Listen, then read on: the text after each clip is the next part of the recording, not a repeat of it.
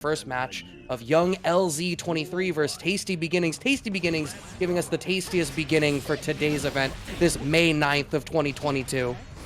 Interesting. All right, going right ahead. The young man making the young plays. Really good spacing to not only just kind of hold his ground, but also counter poke a lot of Tasty Beginnings' approaches and has him in the corner.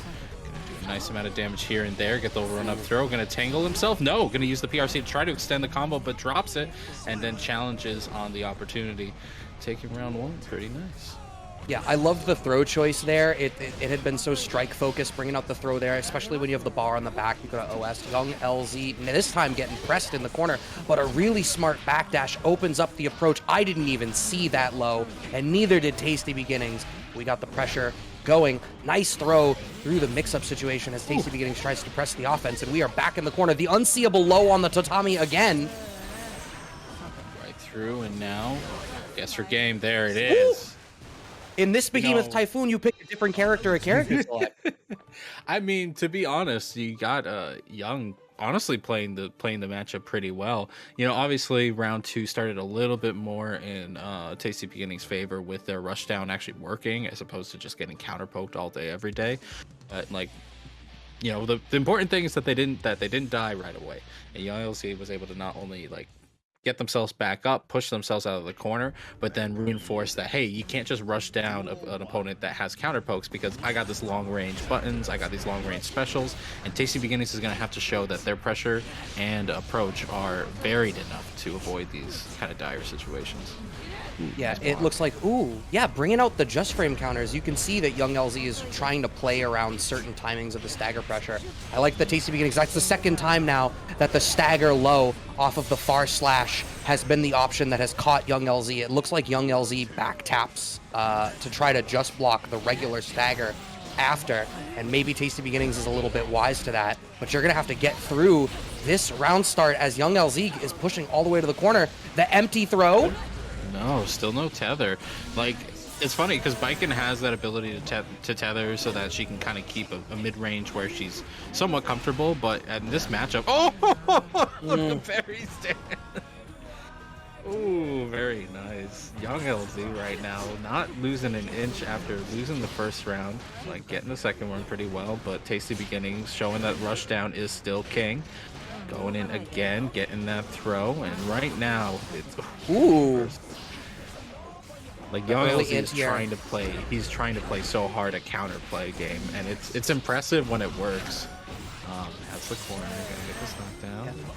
There's that tether that you were watching for so intently too. Okay, playing around the anti-airs that have been coming out from Tasty Beginnings, who's sort of wise to it. Wow, just walking forward, you're approaching me. PRC tries to cheat forward, doesn't get a whole lot of space for it. Oh, we're setting up the gun? Okay. And this is gonna hit, I think, too. I think he pressed the button. No! He pressed the parry! Predictable. Ooh, too predictable. My God. That was brutal. What a brutal way to go. I could have sworn he pressed a button, but I guess he either didn't or he just pressed the parry and it worked out. Either way. Ooh, that has to feel bad. Like, Tasty Beginnings is like, you know, playing your standard Geo game. Like, you know, you dash in, you use your good slash buttons, or you go with the aerial approach, because, sure, you know, her aerial approach isn't too bad. But Young LZ, like, not for nothing, they are getting hit here and there, but, like, Tasty Beginnings is not getting nearly the momentum you'd expect from, like, Geo at, like, you know, maybe, like, a much more, a little bit of a higher level. And Young LZ is taking advantage of that remarkably well. Yeah, I mean, what you can see is Young LZ is overwhelmingly allowing themselves to block, allowing themselves to be thrown, because throws have been the big party starters, and I think the big thing has been checking with those low pokes that Tasty Beginnings has been getting. Okay, just like that, we steal the corner, that extra dash, but we got the back throw on Wake Up from Tasty Beginnings, works out great, goes for another throw, has to PRC to sort of stabilize themselves, but we're really hungry with the sort of pseudo DP to try to catch the up back from Young LZ, and Young LZ seems like they're kind of wise to it and picking their spots really effectively around it. Oh no. No tether again. Ooh, dashes right into their own death there with the back throw. But right now, Young LZ getting a stray counter hit. I think Tasty Beginnings just doesn't know the matchup, doesn't know the pressure sequences, and unfortunately is going to die for it. This is set point for Young LZ. Yeah, Okay, we're trading flips, trading screen position, but you can see, I think you're absolutely right. TastyBeginings is really trying to pick the spots to sort of micro dash far slash in to really start up some stagger pressure. And if Young LZ blocks it, they're not respecting it after, has to FD through that. Ooh, so smart, picking the spot where Young LZ is going to be, not where they already are. Wise move there. Can they continue? Oh, I don't know if that's a wise move there. It thankfully didn't get punished, but still put them in a situation where they had to block, and blocking is not TastyBeginings' specialty. Dies to the YRC attempt because they were sick of blocking one time. Be moving on to our next set right now, which we're going to see Zato versus Axel. A cursed matchup indeed. Osmosis going to try to make things going right away against DeathTheGamer here. Gets him stuck in the corner. With the name DeathTheGamer, you think he'd be the Zato player. You think he'd be the Zato player. No, instead he's going to get eaten up by the Sharknado into the corner there. Osmosis continuing this pressure. Has to burst, but if anything, that might be sealing the next round because, my God, you are not escaping this corner in one bit. Yeah, I mean, this is what every Zato player wants. And you know what? In this matchup, if you don't get that off rip, it's exceedingly difficult to get in at any point. This is one of those matchups that Zato can really struggle in. So here you're already seeing, I guess with the strength of the Shadow, maybe it's better than the last time I played it. Or Osmosis is just that nice. Clipped with the extra overhead once again, and we got the wall break with the sword super. So we're going to get the good Oki and Eddie in the back. This is just brutal. Last match was, do you know the Baiken matchup? This one is, do you know the Zato matchup? Because, holy cow, man just got bullied into the corner and then died there. That's not to say that, you know, there's a reason why Strive pools are first to 3. This game is very volatile. You need more time to adjust and to adapt. But it has to happen this game. It has to happen this game. DeathTheGamer just didn't even have a chance to play last game. And I don't know, man. I'm sure his stick costs him good money. I'm sure he wants to press some buttons. Right now, gets him jump back into the throw. Okay, nice. Throwing out some long-range normals, finally pushing Osmosis into a situation that they can't just throw out Eddie, but unfortunately can't continue it, and now it's just bullied into the corner once again. Bursts immediately, but what the hell is he gonna do? What the hell is he gonna do here? That was such a great spot to bring out the oppose. It was DeathTheGamer was very clearly communicating that they were finally starting to get kind of buttons heavy. Wake up super is not going to work out, I don't think. In fact, he gets the float back, but he corners himself. This is actually pretty good for DeathTheGamer. Great snipe on the JD as Osmosis tries to side switch. Does get the side switch. Okay, with that counter hit and the 5D mix post Eddie. Yeah, we're closing out that round as well. Damn. All right, so some life from DeathTheGamer, definitely at least getting a neutral start, but each approach he brings comes with a backdash, and Osmosis is taking a little damage here and there, but never deterred. Calls out the forward air dash with the nice 6P, and now you're stuck in the corner again. Where is the challenge? Where can you even attempt to escape from this jail cell? Oh my God, a second command grab coming out from Osmosis. I know it says 617, but it was looking a little bit like 623 for a second. Catches the backdash with the 2K, but a JH from Osmosis doing a great job of whenever Osmosis does surrender space, it's always covered in some way on the approach. Okay, the reversal super works out this time. Oh, the zipline stuff! I'm so happy that I got to see that in a match. Ugh, Osmosis. Osmosis just playing clean right now, man. This is like what happens when you create the PC account and you're just going through the ranks, and you're like, yep, that's how. I'm just at another level, and unfortunately, I'm stuck fighting you. So. Yeah. And instead of trying to speed run, he's got to go back and save Bill Murray from a super bug. You make the joke of it's a speed run, man, but like it's very clinical. He's not overextending anywhere. He's just doing a normal kind of push. See, like these forward dashes, they're not huge commitments. They're just a little bit, and then he gets into air jump space, and he can just make the next approach. Like really smart stuff from Osmosis, who actually though is not doing too well this round. Right, but just like that, Aaron, a wise use of YRC from DeathTheGamer resets us back to neutral, and this is more of what we need to see from him, frankly. But, I mean, once Osmosis does get in, and now you're cornered, empty jump low, we don't have the full combo because we wanted to save the Eddie meter. Oh. We stand. I kind of like it. Unfortunately, didn't get a full conversion later on, but you know what? Just tickle me pink like that costume. We're going to get pushed through the corner into set point. And I tell you right now, man, DeathTheGamer is trying to make something work, but that 6P was really unfortunate. That dash in was really, really unfortunate. Osmosis taking particular to the ground now as opposed to the air jump approach that DeathTheGamer tried to keep him out with, but this is so beautiful. DeathTheGamer like really swung with the 5K into oppose. We got to start in a second. Oh, the burst gets baited. You had to know that the burst was going to get baited in that spot. And Osmosis closing it out. Doesn't even need to bring out the little homie. Drax can stay home. Osmosis has Bill Murray covered here. You need to see that, and you need to see some game plan in the corner. But you know what? That game is in the past. We are on to the future, which is DKB versus Rat on screen, which is a Millia player. No surprise there. Right now, though, this isn't Bunch. I saw the danger. I saw him just stand there in neutral. I'm like, are we doing Bunch? Are we waiting? Nah, DKB is just standing there menacingly. You said it's the future. Ram looking like the future at Strive, still sitting on the top of so many people's tier lists. His corner pressure looking insane, and Rat does not want to commit a defensive resource, which is wise. Ram is one of those characters that will bait your burst. She just natively does it. Smart for Rat to just hold on to the burst, saying, nope, this round's gone. Can't even take it back in any sense. But right now, 6P is the destroyer of this matchup. It's like Ram's 6P for how well her neutral control play is and how godlike her corner control is. This character does not deserve the 6P that she gets, but she gets it anyway.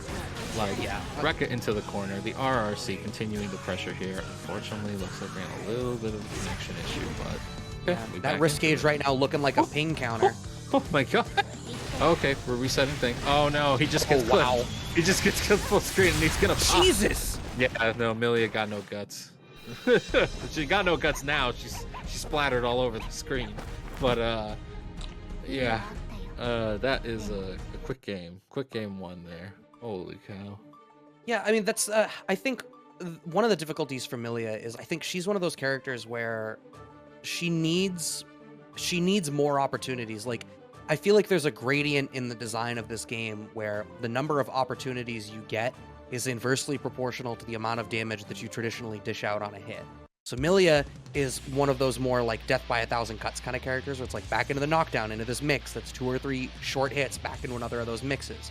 And Ram, I think the problem historically with that in this engine so far is that the stages are pretty narrow, and once you're at the corner, virtually any character can just dish out so much damage that the fact that you can hit them 4, 5, 6 times and make them guess constantly ends up mattering less.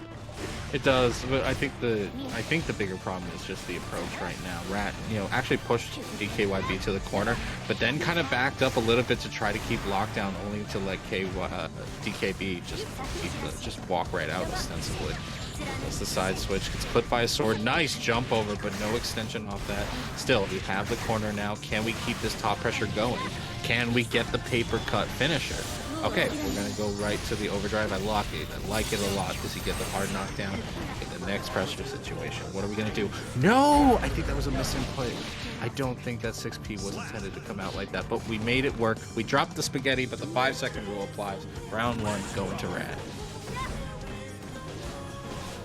I'm just imagining somebody trying frantically to pick up like a plate of dropped spaghetti and being like, no, all of it's the 5-second rule. We got the 2K. There's some pretty good spacing being represented here from Rat, throwing out these 2Ks in great spots, catching the backdash right at the tip of the 2K as well. Ooh. The double dash gets smoked out. DKB clearly has not played any Mario Kart recently. Oh my god, this is brutal. This is nuts. That was really, really good adjustment from Rat there.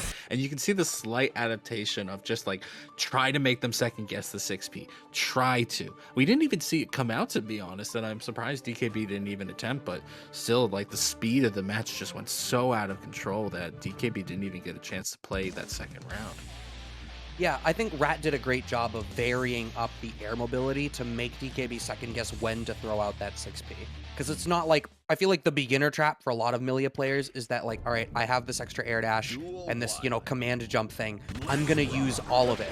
But it ends up being a really linear approach. Micro dash forward into the throw, and now the mix has started. See there, just the regular jump.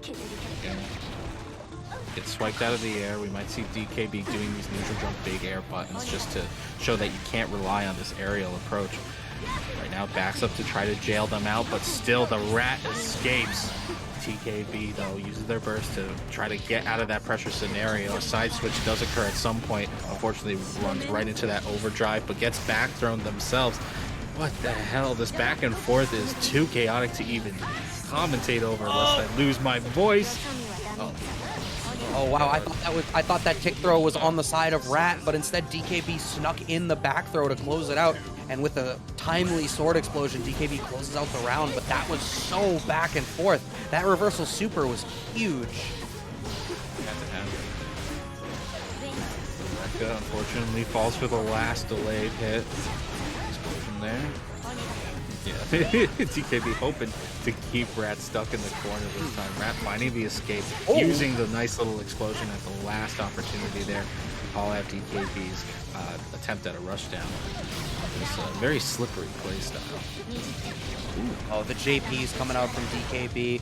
Oh, got great mileage out of that. Are we dead? No, we got the wall break. And this is an advantageous Oki situation. This is going to be very difficult for Rat. The bravery of that dash forward there. And we've actually pushed DKB all the way back to the corner here. Yeah. But a 5P trade, not even a trade, just manages to get away with it. Rat was really trying to get back into range 0.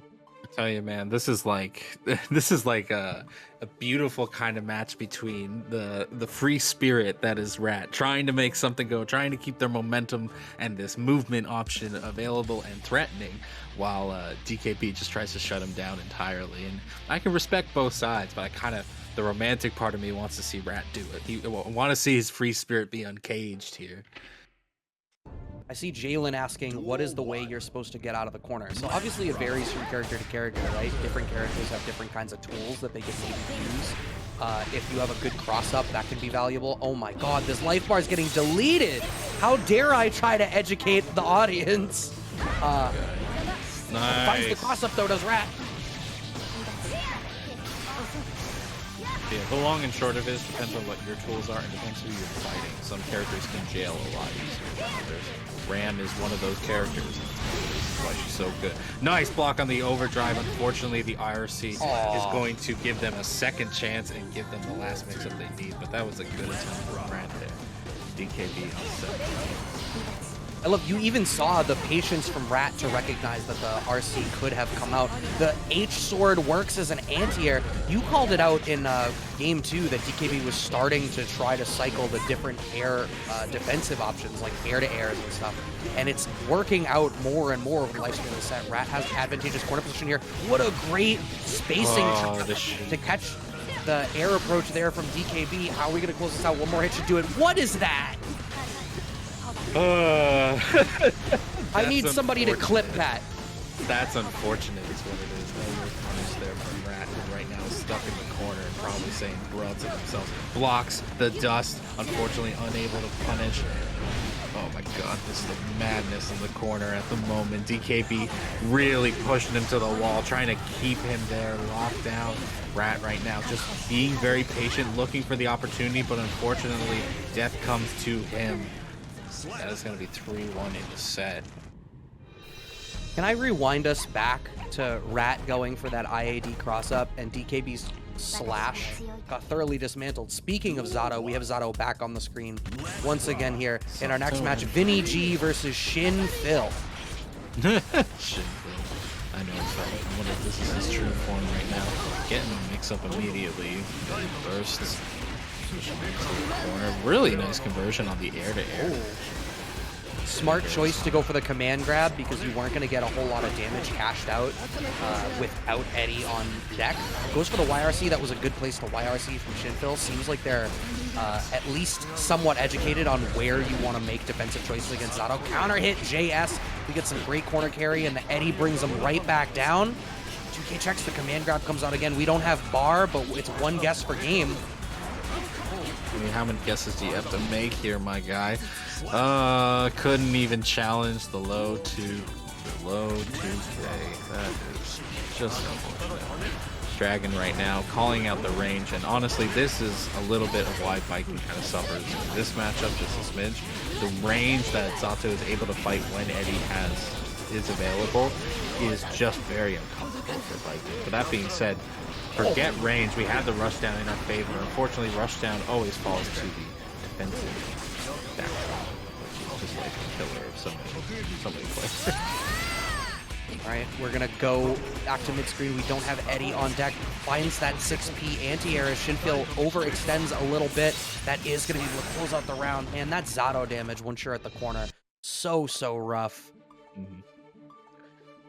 I really like that rushdown attempt though from Shinfil in the start of the second round. Like, he knew that he did not need to he did not need to go for the biggest damage to keep himself at like full screen. Like, once you're on top of Zato, you just stay on top of him until he dies. And unfortunately, left a bit of a gap that, you know, immediate back throw kind of took advantage of. But hopefully we live and learn.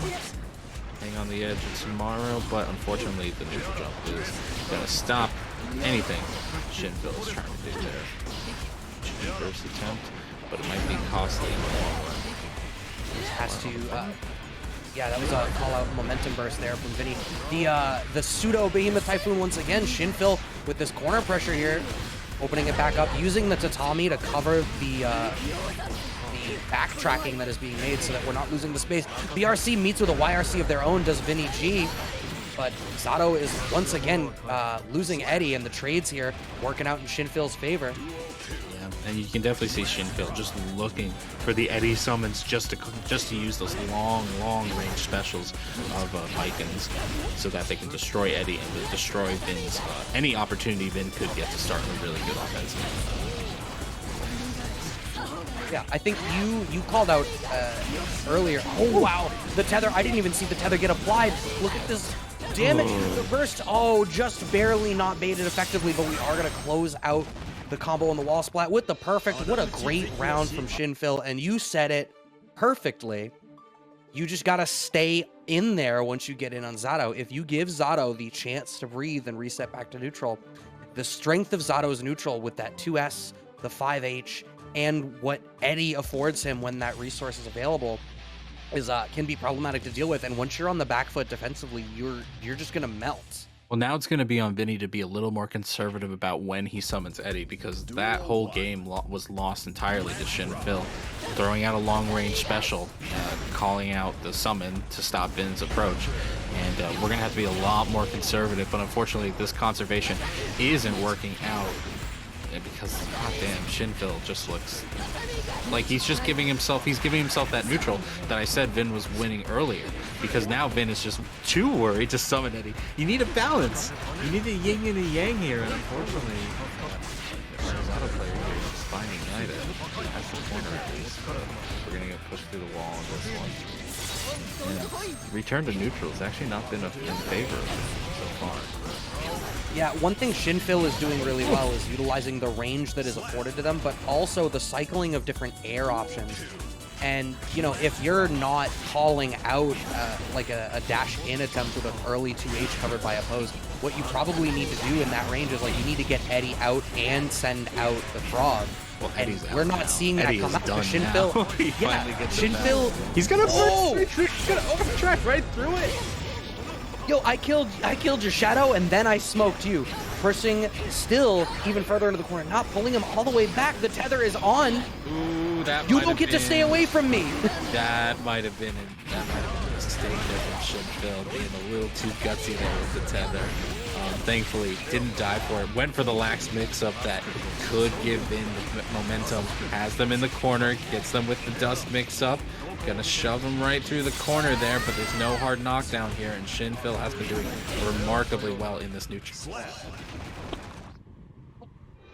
Shinfil's neutral is just like you hit the nail on the head. It's just so effective, and Vinny G is really struggling when Eddie is not already covering the space.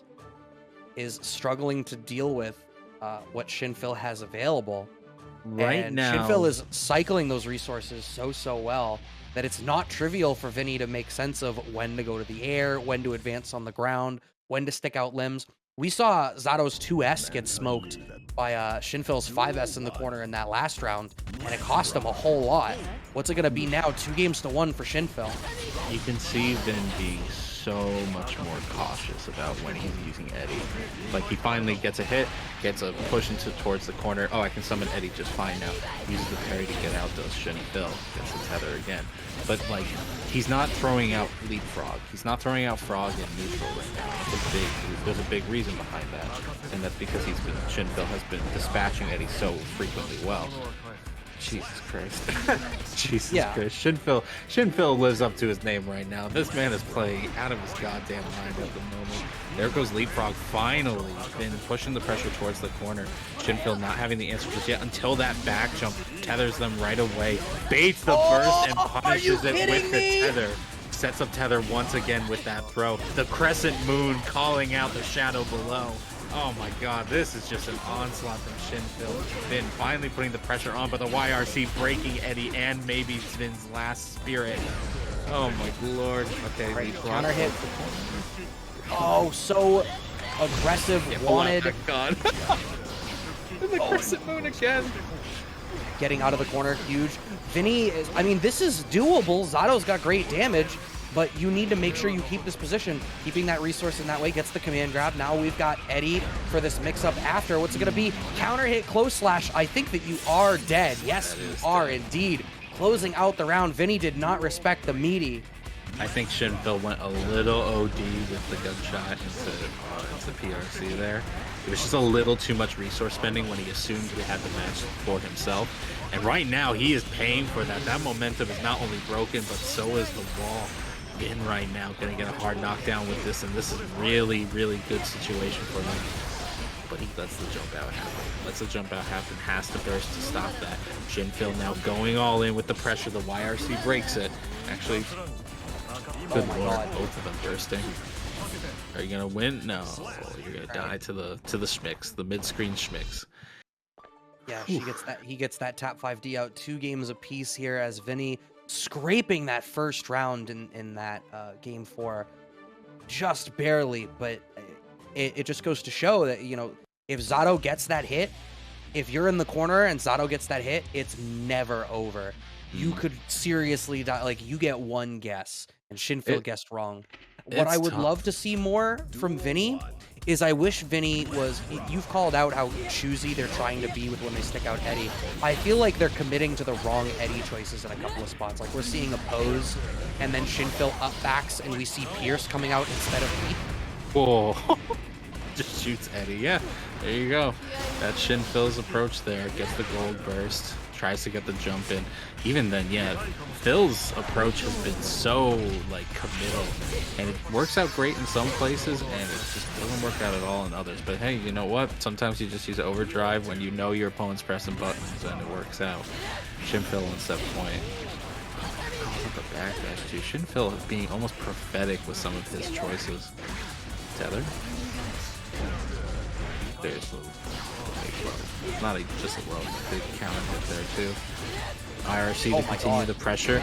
This has been okay. We should be good here. We should be good. Yeah.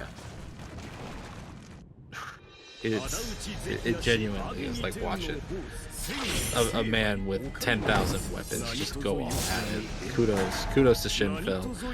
Vinny still putting up a strong fight. Definitely just couldn't find the.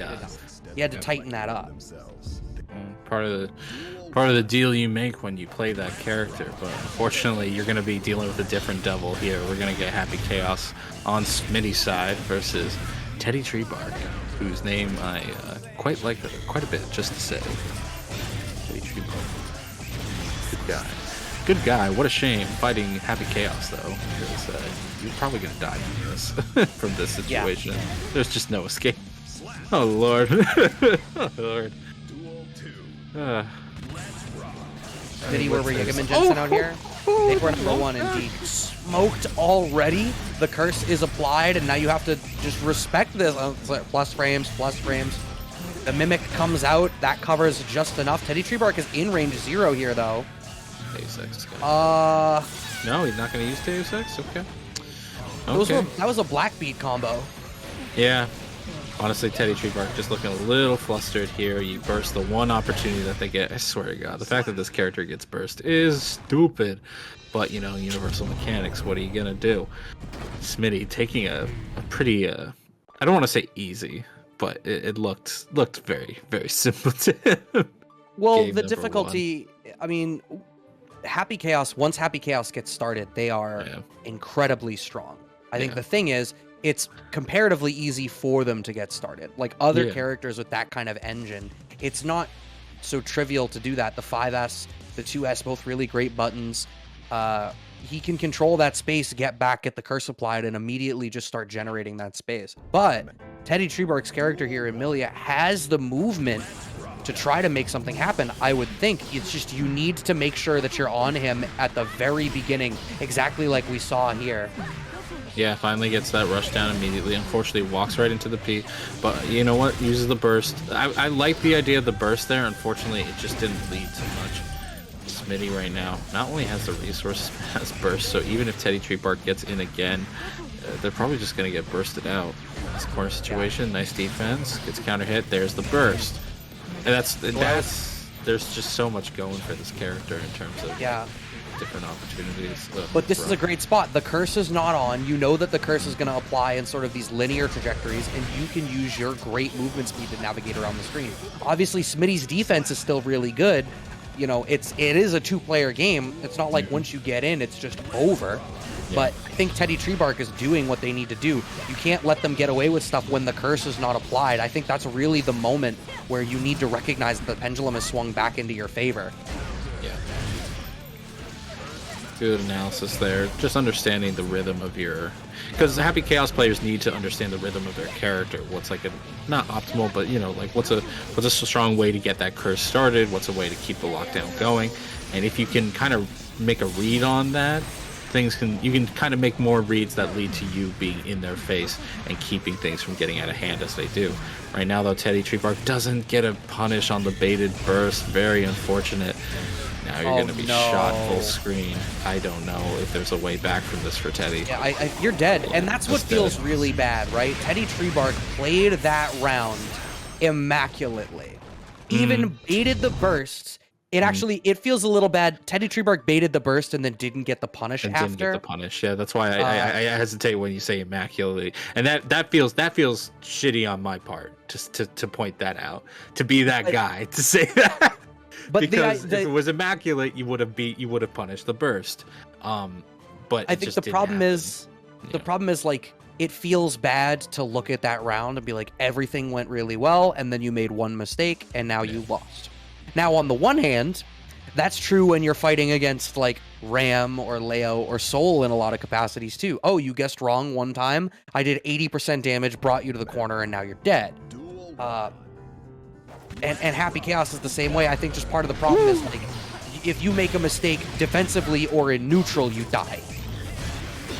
Which is where most of the guesswork should be done. Yeah. But, you know, right now we're going to be cursed, put into this situation. Can you avoid the next curse lay? That's the big thing. No. Tries to make the dash in, and unfortunately gets the curse apply, which means you're going to be taking a lot more chip damage again. Nice anti-air from Smitty. Gonna bait the burst from Teddy, and unfortunately that'll be the kill. Set point for Smitty right now.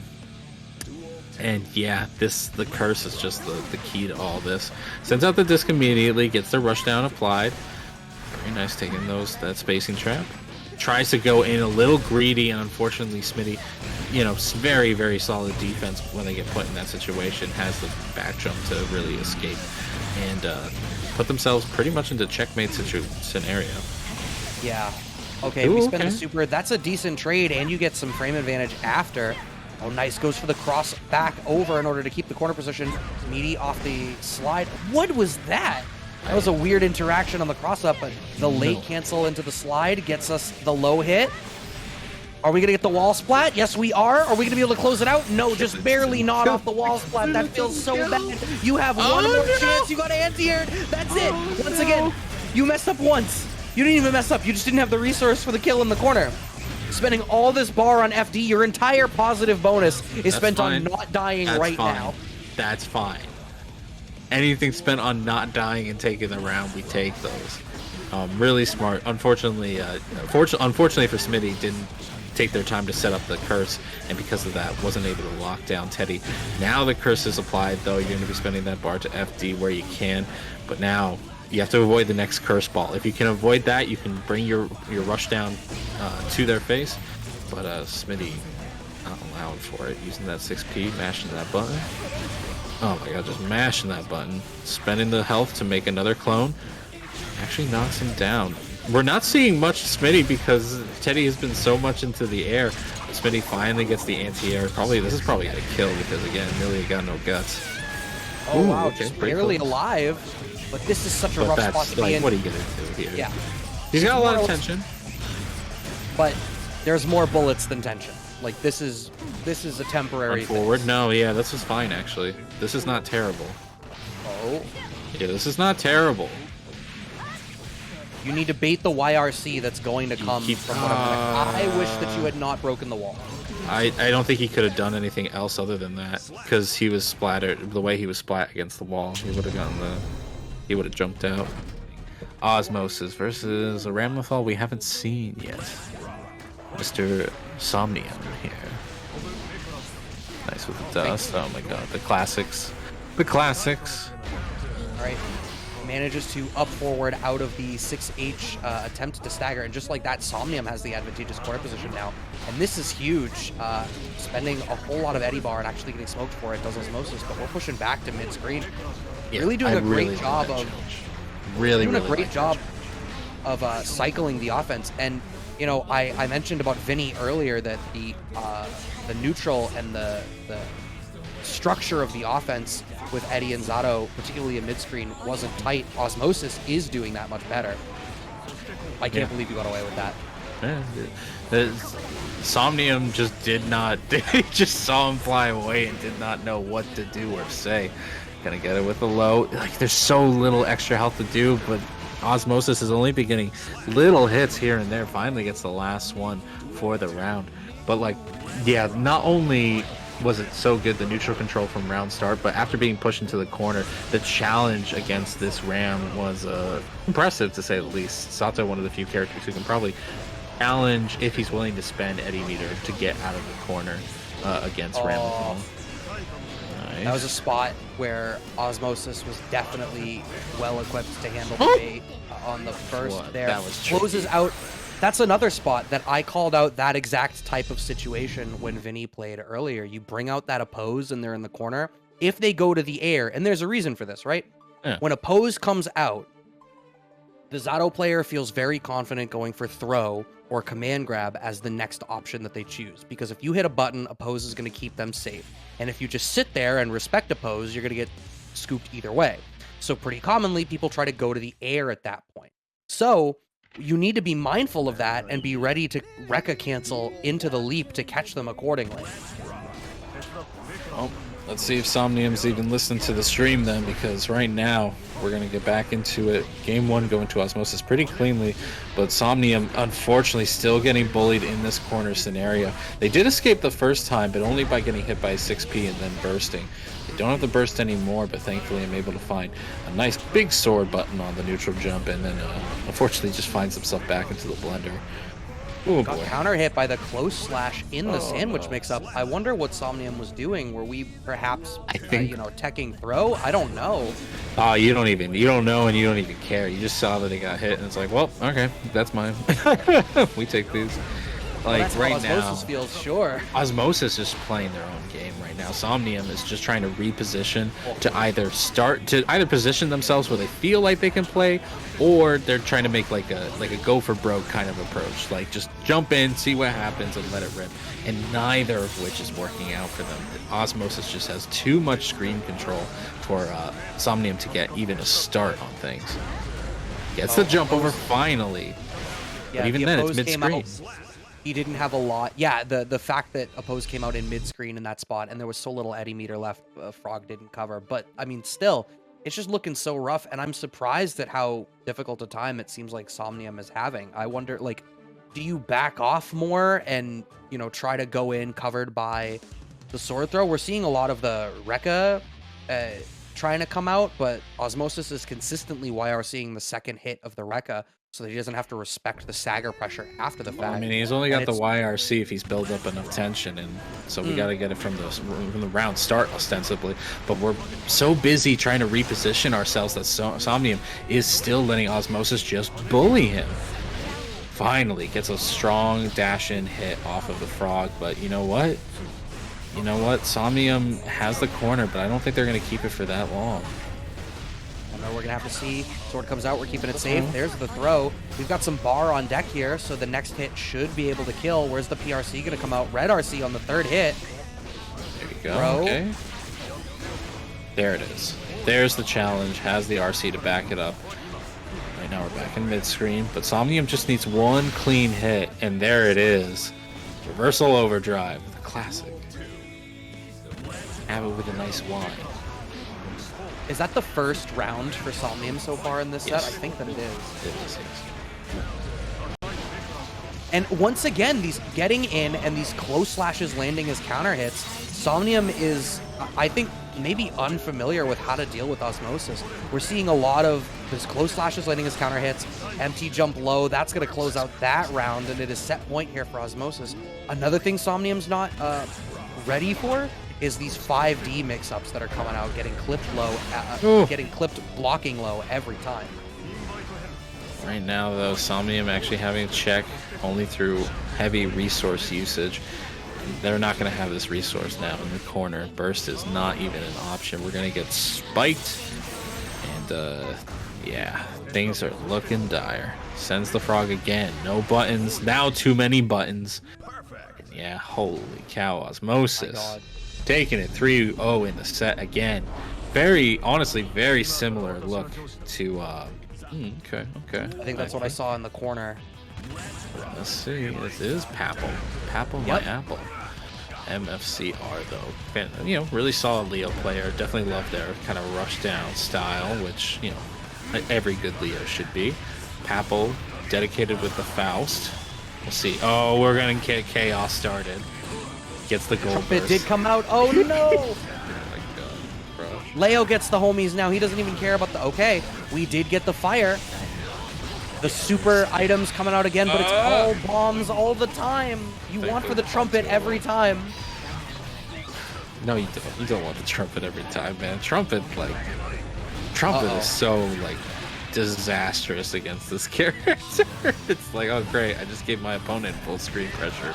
Well, let me clarify. I feel like a Faust should want the trumpet, 1. 2, in a situation where they don't have to panic about how they keep the other guy from getting it. Right now, though, MFCR just getting all the damage, all the knockdown into the schmixes. Gets the burst again. This time it's not golden, though, so we're not going to have the Tinker Tay parade of items. Unfortunately, though. Yeah, Papple Smart Tornado recognized that the trumpet had come out. We've got the bombs going on. Bomb bowling. Little homie is out. MFCR respected it. Oh, actually, just barely enough, but the fireball does clip him. Apple is doing a better job of controlling the screen so far this time, but MFCR is snaking in these Berserker Slashes through the items. I did not block that cross-up. I didn't even see it. Damn. Check him and then dash forward again to throw him. MFCR, not deterred by this, like, kind of, I would say, roadblock-esque zoning that Apple trying to throw out, but like this is just tough, man. Faust is in such a predicament in these situations where it's like you gotta play around your own landmines, which you throw out, so then sometimes you don't want to feel like you dedicate yourself too much to them. Papple definitely is. He's all about that item life. Going in for the dash up command grab. Unfortunately, MFCR sniffing it out. Backdashes, dive kicks. Okay, we're definitely seeing much more proactive play from Papple. Not trying to dedicate himself to the item game plan. Instead, getting the throw and styling with the sauce. Yeah, I think the thing is you wanna make sure that you're sending out the items in situations where you have control. I think it's easy to fall into a trap where you want to throw out an item and hope that it's going to cover you, but the risk there is too difficult. What you really want to make sure you do is that you control the neutral in some capacity, and then sneak in the items when you have the opportunity to, and then use it to generate what you're doing. Finds the throw off the PRC. Will that be able to close out the round? Yes, after the OTG, a round is on the board here for Papple. I heard Leo was top tier. What is bottom one Faust doing taking a round on Leo? The command grab does get called out, but MFCR is making a lot of these command grabs whiff, but is not really actively covering the space that they surrender and in order to, you know, capitalize on that whiff. That air throw reach, that's stupid. Oh, now using the overdraft to get through. Okay, we get that hard knockdown. What's next? We just throw. Ooh. We just throw. Why are you trying to mix me up right now? I just got knocked through a wall. Punches just to keep him locked down. We capitalize on the throw. We got the scarecrows out, maintaining the corner position. You still gotta respect the little homie. He clipped the little homie. Oh, that gold burst is actually huge here. Getting out, great item situation. What an anti-air is not prepared to bait the burst. The flash kick closes out the round for MFCR, but it was looking so good for Papple for a minute there. For a smidge, but yeah, once you saw that throw, you know he was going to go to the skies to try to light it on fire, and MFC had the correct read with the flash kick. Good stuff.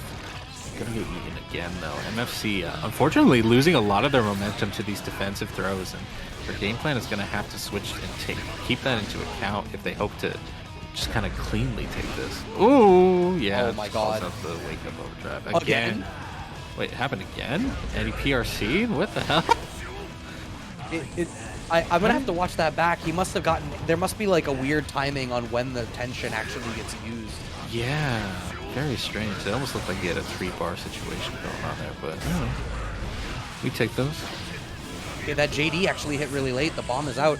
Any chip will do it, but MFCR actually just dashed forward, finds the 2P, closes out game 2 for themselves here. But Papple is slowly finding their footing in this matchup. You called out the use of the defensive throws that's been stalling MFCR a lot, and Papple's structuring the offense really well and finding these spots to get the item toss out. Actually, I feel like, and somebody in the chat pointed it out too, one of the super item tosses in that second round there dropped like 3 afros. So I can't help but feel like at least part of Papple's loss there was literally RNG. If we got different items, who knows what would have happened? You got 3 afros. That's 2 dead draws. That you chose the RNG life. I have no sympathy for you in that case. Not invalid. Just immediately thrown through the wall. Papple, unfortunately, not finding a good neutral offensive approach. Trying again for the command grab. Unfortunately, not getting. Just anti-jump flash kick. Sure, why not? Why not? He said. That this is looking clean. Set point for MFCR, who right now, let's see their opening gambit here. Backdash? No, forward dash, and Papple right now running scared to the corner. MFCR gonna get the schmicks going, plus frame overhead again and again. Papple's playing super defensively, surrendering a lot of space with those back dashes, and going for the command grab, I think, a little bit too frequently when they do get the opportunity to start. We finally sneak in that 6P. Good block on the 5D tap. He was hoping for the follow-up because of that full guts. Oh boy. Oh boy. Thankfully didn't PRC there, but you know, if I think if he had, I think he would have killed. Where the hell is this going? Yeah, it has to PRC to make that save. Oh, good check. The bomb is out. Lordy lord. Alright, enough chaos working out in Papple's favor. Oh, he finds the throw because MFCR was respecting the little homie for a little bit too long. Finds the dash-up throw and a round on the board. They both have burst going into this next round, which is a big deal for Papple because, you know, you're going to end up on the back foot a little bit more often. Already starting the space and has to burn the burst super quick.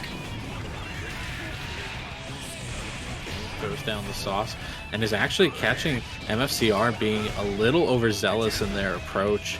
Definitely working on a good counter poke defensive play, but unfortunately you're stuck in the corner again anyway. Okay. Baits the Ooh. first, but doesn't get a huge punish for it. Wasn't really baiting. It just happened to not get hit by it. Unfortunately, the trumpet works against them. They were able to jab their way out again. MFCR had enough of it. Just walks right up to him, throws him for the set. Brad, what do we got? I was chilling too hard. Well, we got a Happy Chaos versus a Nago here in KudoGio versus Sunlight, respectively. Sunlight really opening up super aggressively in much the same way that we saw there from Millia, but here's the problem. You're already on the back foot, you have less blood available, but the back throw works out. A smart backdash from KudoGio, though, keeps the corner offense going, and the PRC lets us get the anti-air and the side switch. Oh, he's tall enough that that works. That was an IAD back that actually still clipped, and we got the combo after. Not dead, hard knockdown against Happy Chaos. What will ever happen here? He just rushes in with the Beyblade. I kind of love it. I kind of love it. It's unfortunate that it didn't lead to more and he gets schmixed right at the end, but that bravery in the face of no health is like beautiful. it's so romantic. Unfortunately, yeah, the rest of the set might not be so romantic because holy cow, the rhythm has been established and I don't know if Sunlight's ready to dance this dance. This dance is looking like it's the rhythm of the night, and there is no sunlight at night, but we find the command grab taking a bite of KudoGio, pushing us all the way back to the corner, using all of that blood gauge that they have earned, and that wrist gauge is pumping, and this is Nago. You could be dead. Yeah, he did. Yeah, oh, he did. Even if he had a little extra life, he had an overdrive to throw. He's dead for days. Sunlight, things just went so out of control so very quickly. I mean, that's Nago, man. Like, this character has amazing corner carry, amazing normals, amazing push, and really his only downside is that resource, which honestly, considering how much you have to block against Happy Chaos, it's not like you're using it 24/7. Yeah, that's a good point. Ooh, right. boy. Oh, we start focusing just before the wall break. The curse does apply, but once again, like you had called out, Sunlight is playing very zealously around that Beyblade, but KudoGio has the resources on deck off that positive bonus to close out this first game here.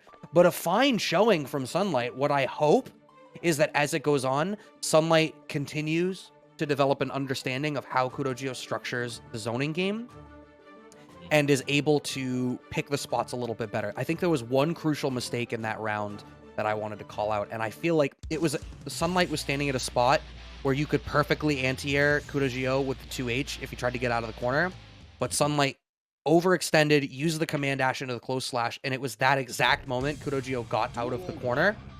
And it's just like, oh no, you were in the right spot. You have range. If you make the mistake overextending, you're going to give them the whole screen again.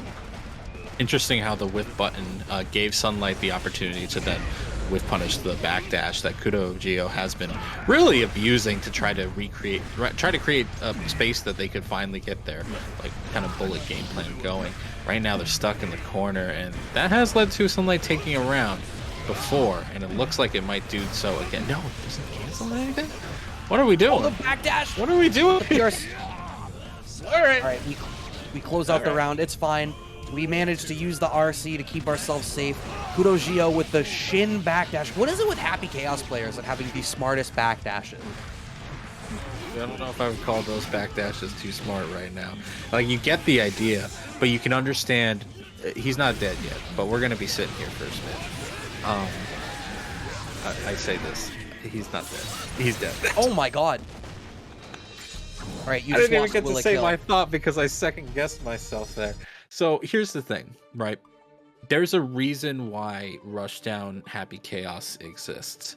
And it's because if you backdash too much, characters in this game have momentum, like forward momentum options that will easily punish those backdashes. So if you're being too obvious of how you want to reposition yourself because, oh, I have a gun. Characters like Sunlight are going to take players like Sunlight are going to take advantage of that, and we're going to need to see KudoGio have a diversity in his game plan.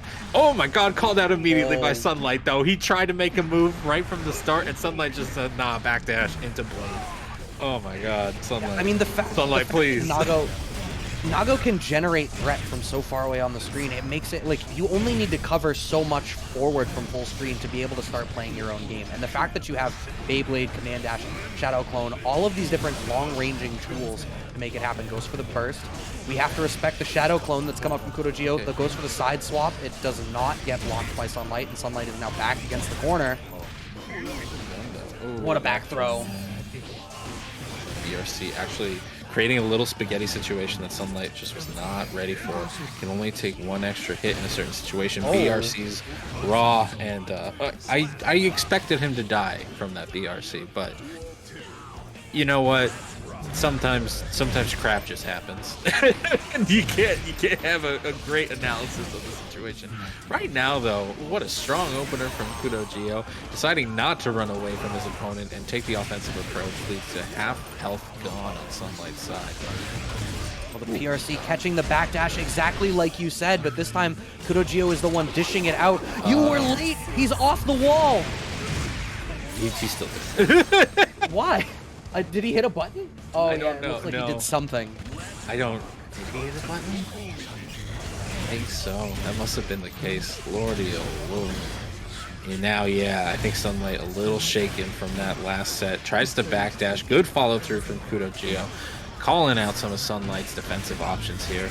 Unfortunately, Sunlight pressing buttons where KudoGio is still able to kind of threaten and challenge. Gets stuck into this corner now. Backdashes to avoid the throw, but no punish from it. Reset of pressure. Yeah, gets that blood-sucking universe. Very nice, very nice. This pressure is insane. Look at the gut scaling. The next hit is going to be huge here. If Sunlight is able to find it, has to spend the burst. Does KudoGio. Don't feel like you have to overextend, man. Good Sunlight. Very nice. Very nice backdashes. Unfortunately, didn't capitalize on it, but that was really, really good stuff. Alright, burst is still available. Backdash to try to avoid some sort of normal, but unfortunately just gives him some space and gonna die to the Deus Ex Machina. Alright. Things are pretty even right now. I would say KudoGio is having a little bit of trouble like fully determining where they want to sit against Sunlight. And unfortunately, because Sunlight has kind of lost some of the momentum that his game plan gave him in that second game, I feel like he's second guessing some of his commits. Like his backdashes aren't being followed through with the special or something like that, or and I say you double down. I say if you're gonna commit to something, just go for it. Like you don't have to do 2 Beyblades in a row, but like if you're gonna backdash, just like go for the follow through, because you're fully trying to call out something egregious from your opponent. So, but we'll see how it plays out. It is a tough match at the moment. 1-2 in the sixth. Kudo with the game lead. The early burst coming out from Sunlight earns him the opportunity to push KudoGio back to the wall. Has to spend the burst as KudoGio off of an errant hit in the corner. And Sunlight, really, there's that 2H that I was talking about. You need to understand that KudoGio is probably going to try to go to the air in order to get out, because if you're in the range of Nago's sword, he's got dominance on the ground. Got the super for the wall break here. Yeah, thankfully Nago can take quite a few hits. This life deficit isn't terrible. Unfortunately, a good idea just doesn't play out. I want to say it was a good idea. Visually, it looks like a good idea, but clearly that Beyblade RC just did not give you the amount of screen carry you needed to really run down KudoGio, who just shot you in the face for it. Thankfully, 2S do the work. Oh, okay. Wanted to keep the corner and was wisely prepared for KudoGio to press out. The burst gets baited, but it does not get blown up accordingly. KudoGio chasing that backdash down. And you said it again. It's like Sunlight is backing off, but is not committing after the backdashes into anything. Or KudoGio just has the read and is committing. Yeah, maybe that backdash has way more recovery than I thought it does, but you're dead now. You're just dead. Deus Ex Machina again. Does Happy Chaos ever get the wall splat and not have the meter for the super? I feel like I've never seen it. This is going to be such a difficult spot. Yeah, Sunlight commits to going maximum aggro to try to close out the round, because the alternative, frankly, was to sit there and burn all of your meter on FD and hope that that was good enough, and it was not going to be. I told you, I've had a previous life. But anyway, UMISHO now, FlashKicks. FlashKicks playing one of the characters that a lot of people have been kind of testing around for as a Happy Chaos counter because of her grounded options and mobility. Unfortunately, right now, great defensive play from UMISHO, who not only showed respect on the rushdown, but showed that they were able to challenge the pressure once that they were in. Look at that, just lets FlashKick get up in their face and then challenges. And that's how they've been able to get this life lead. Oh my god. The blue RC in the air actually allows UMISHO to get an air-to-air combo off. Has the backdash to dodge the super dive kick. Sorry, 40% flash kick. You were 100% wrong. I was ready for you. We are focused up. You can spend all that FD on tension. It doesn't matter. I got another bullet in the clip. That was exactly how many we needed. That was stellar right there. 40 flash kicks, doing what they can to get the rush down. Tries to backdash to avoid what most would assume to be the UMISHO rushdown, and instead UMISHO again just they're gonna have the corner pressure right now, so they're gonna look. It's gonna look like rushdown because everybody just assumes, oh, they're in your face, they're playing rushdown. But UMISHO is being so smart about letting FlashKick ostensibly hang themselves. Backs up, just lets them take the approach, lets them just go burst, and then just annihilates them. Bro, triple dash gold burst. Oh my god! I mean, and you get you get why he did it. You get why. I mean, that is. I have seen hard callouts. I have made hard callouts. I have defended hard callouts. That is one of the hardest callouts that I have ever seen. And FlashKick got called out so hard that the lobby connection dropped. Like, bro. Even the lobby system's like, I don't know about that one, bro.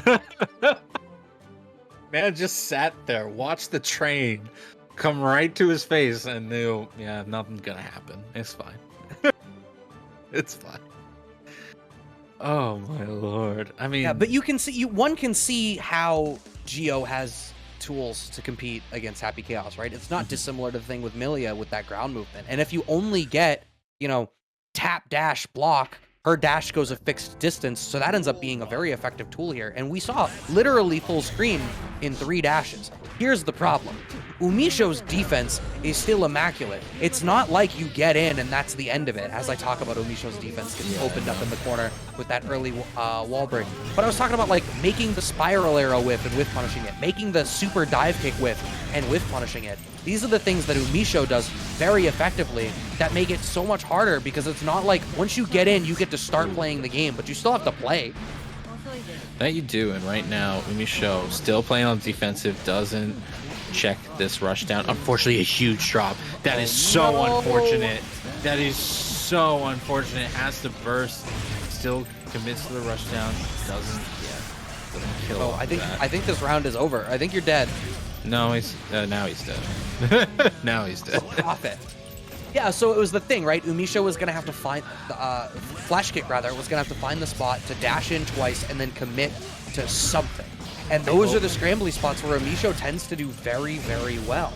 UMISHO is not going to let you get in the same way twice. And like, kudos to FlashKick for alternating his rush down from game 1 into that first round. And it's just tragic that he had a really bad drop that led to him losing that round. But he tried again round 2, and UMISHO's just not going to let you get away with that. He's just not going to let it happen. There's the plus frames into the low. Okay, things looking good.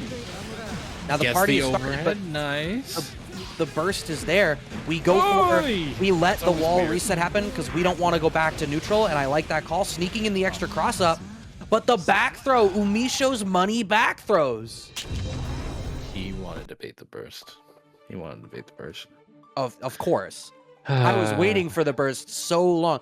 I had forgotten about it. 40% flash kick, a far better player than me, was still actively playing around it.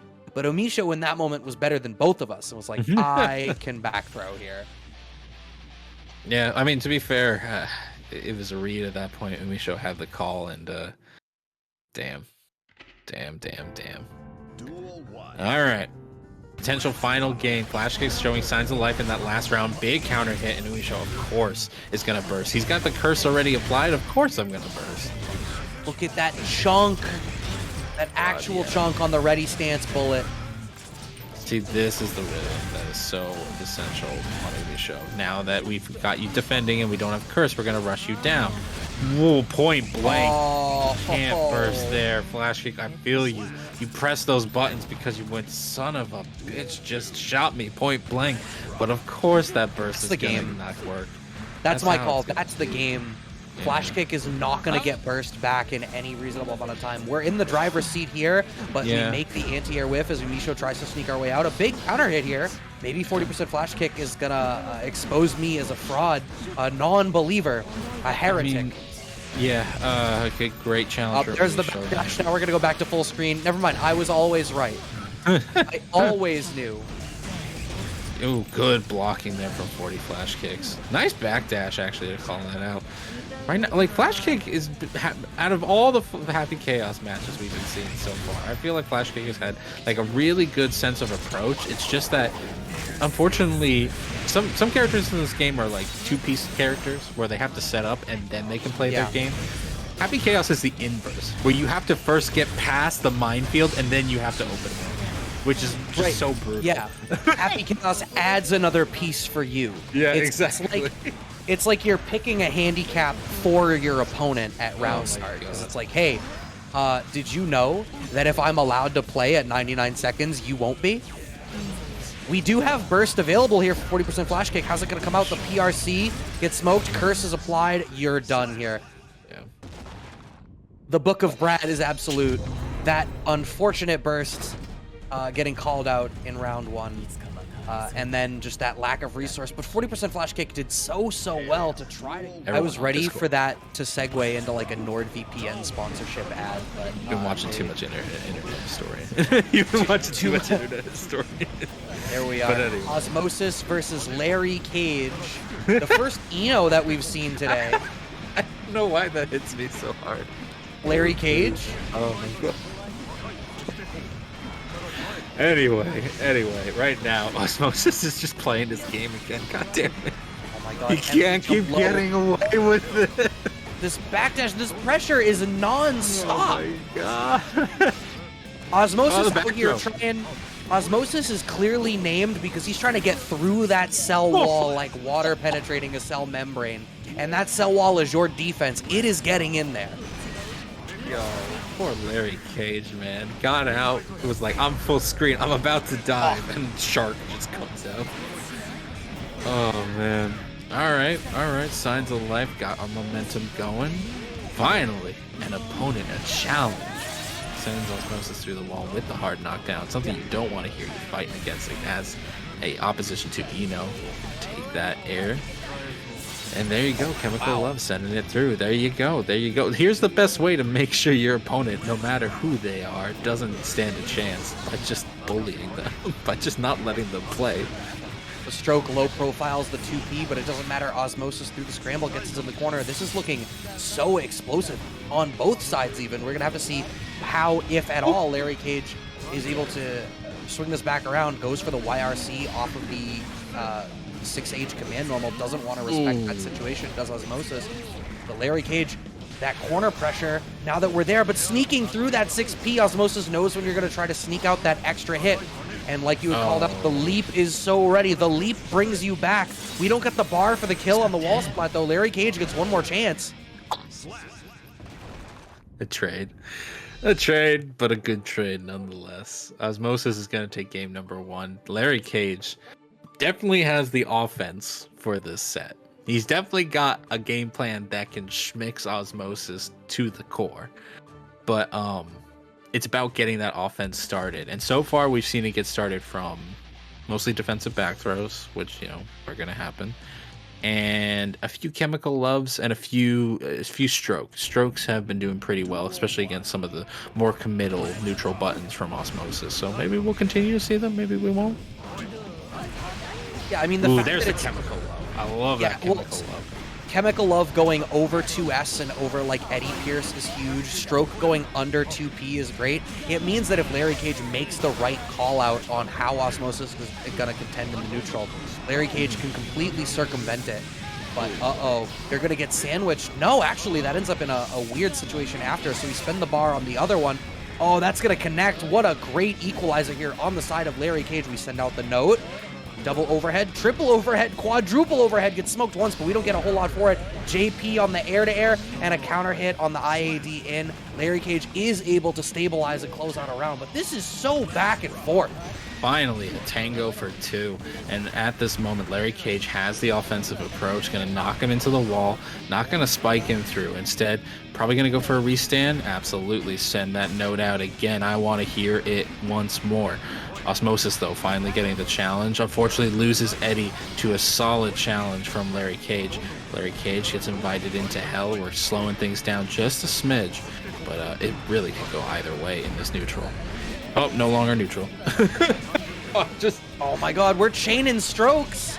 Osmosis trying to navigate back out. The 6P actually still gets smoked by, it looked like Chemical Love. Yes, it was, as I watched back. One game apiece. Wow. Larry Cage. So, like, one thing I want to call out is off rip, right? Back in game 1, Larry Cage already the first person that we've seen today that has been able to defensively weather the storm that is Osmosis's pressure. And just by virtue of that, it's already like, if Osmosis goes for that long, eventually you have to open up your structure, your offense structure enough to try to do something a little bit different. And Larry Cage has a great tool set in Eno to try to sneak in those gaps and make something happen. Still getting called out on trying to compete with the opposed. Nice. But there it is once again, going low profiling the 5B. Ooh, unfortunately, no low profile for this overhead. Oh no, lets him out, but unfortunately, Larry Cage lets himself back in with that dive kick attempt and is gonna die in the corner here. A little bit of spaghetti there, but nothing you can't shake off a little bit. Nice, the dive kick calling out. Osmosis now stuck in the corner, sends out the note. The Kiss method, Eno bringing out all the classic hits, taking you to Detroit Rock City with the simple 2K2D mix right into the note. We're cashing out a little bit more damage here. No, we're not going to get quite enough because we're not close enough for the wall splat, but off of that overhead into the super, we close out for the perfect note-for-note cover of the Kiss classics. Nice 5P anti-air to start up this next round as well. Like, Osmosis definitely struggling to challenge in the corner. Finally finds something, but unfortunately the burst fully negates the blender. Tries the backdash to bait the throw. Osmosis not biting there. Frog just jumps over and jumps out again. Overdrive just calling out the approach. Osmosis now in a dire situation. Gold burst to give himself some good resources in his pocket, but spends it entirely on an attempt to bully Larry Cage into the corner. And wasn't worth it. Was it worth it? It was not. The stroke goes under for the side switch and then calls out the flight mid-air. Larry Cage. Osmosis, like you're right, burned every resource to try to get that to the corner. And I can't help but feel like that was a little hungry, right? Because after the first RC, you could have structured your offense to bring out Eddie and try to make something happen and keep the meter to capitalize on it after to chain your offense further. But instead, yeah, but you'd be risking it staying in neutral, like even if you get the hit and like maybe burning Eddie before you get to the corner. So you can kind of understand it from Osmosis' side, but at the same time, it definitely didn't play out. Definitely didn't play out the way they wanted to. Unlike right now where they have the corner, but again, whiffs a big button and stroke, just showing to be one of the devils in Osmosis' side. Right now, thankfully, still gets a fat combo through Chemical Romance. Getting this push. Getting the push that they wanted. We're talking Chemical Romances. Oh, the frog works out as an anti-air. The sword comes out. Actually, Larry Cage commits to the dive. Wake up 2P mash, catches Osmosis, leaving Eddie out of position. Smoked by the frame trap off the 6H. Larry Cage has plenty of resources here, but you see how delicately Larry Cage is playing because any poke will do it. He actually connects into the super. What's going to be that? He connects Larry Cage. My man put it all on black and he won. Oh, Larry Cage. Ooh, you're making me feel things right now. You're making me feel good things right now. Gonna go full to the corner. Osmosis mashing his way out and it works. Thankfully, using the full Eddie to get the knockdown there. Not going to be able to get him back just yet, but thankfully things are working out in their favor. Getting the schmicks. Putting a little damper on me, telling me to take a shower after that first round. But I don't know, man. I don't know. I'm feeling Larry Cage right now. He lost this round for sure. But he's looking pretty. When he's on fire, he's on fire. And it's tough to douse. That's a strong start here for Osmosis, though. That 2S works out. They get the corner position. But Larry Cage using all of the mobility options afforded to them to start to push back from mid-screen. Stroke goes underneath the leapfrog, and now the note gets out. Osmosis trying to control the space. Ooh! Okay, we got layers. Larry Cage was ready to 6P as soon as the RC came out, so Osmosis actually had to cancel into flight. Osmosis with the slight life deficit, just like that, we're in. We spent the bar. I think that was specifically to kill Eddie. Yeah. I guess it could have been in the belief that Osmosis was going to push behind Oppose, but damn. Oh my god, the 5D whiffs, and Larry Cage actually still gets called out. We bring out the big shark. It does not connect. We get plus frames after you live on the 2K2D. Yeah, that's kind of shit. There's no way. Okay, Osmosis really trying to put me in a cold shower after Larry Cage doing some dirty stuff that first round. But yeah, it's looking tight. It's looking tight right now. I mean, I think Osmosis looks a lot more fundamentally sound here. His neutral just isn't getting obliterated by Larry Cage's like 2 or 3 specials.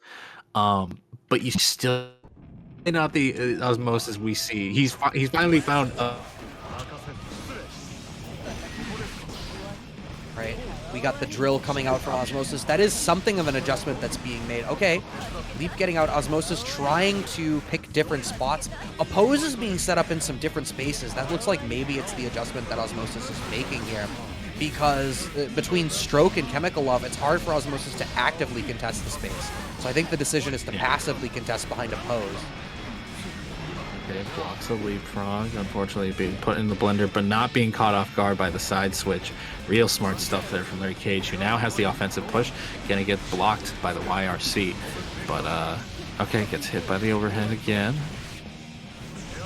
Sent through the wall like that. That being said, we are at least in neutral. Eddie is not present, using the BRC to get the rush down, but Osmosis smelt what you were cooking there, has the dust mid-air to call out your shenanigans. We are on set point for Osmosis. Very nice. That was such a call out off of being blue RC'd in the air. And Osmosis gets the hit with the 5D. This is going to be decent corner damage. Oh, we go for the Eddie reset because we want to keep the bar. Keeping this man locked down. Larry Cage looking caged in. I hate to see it after how well they've been doing. Really beautiful PRC there to throw the stroke. Dive kick, but that might be the last one we see. Can they get the momentum built? Can they get things going? We're now in the corner here. Not going to get the... We're going to keep... No, we're going to spend the overdrive. Okay. Not going to go for the restand. That makes sense. You get the hard knockdown. Guess for game. YRC comes out, and it's baited. So smart from Larry Cage to watch for it. I was worried about it pre-wall break, but Larry Cage does not forget. That being said, we're back in the neutral here. It is set point on both sides, and it truly could go either way. Gets that hit. There's the burst. Okay, backs off a little bit. Oh my god, where did he teleport to? Osmosis was so high in the sky, we didn't see where Larry Cage was moving. Uses stroke now that they have them in the corner. Gonna use the overdrive, and again, guess for game scenario. What's gonna happen? Empty jump low. You dirty, dirty man. You dirty, dirty man. You go for that stuff. Larry Cage gonna take a 3-2 in the set.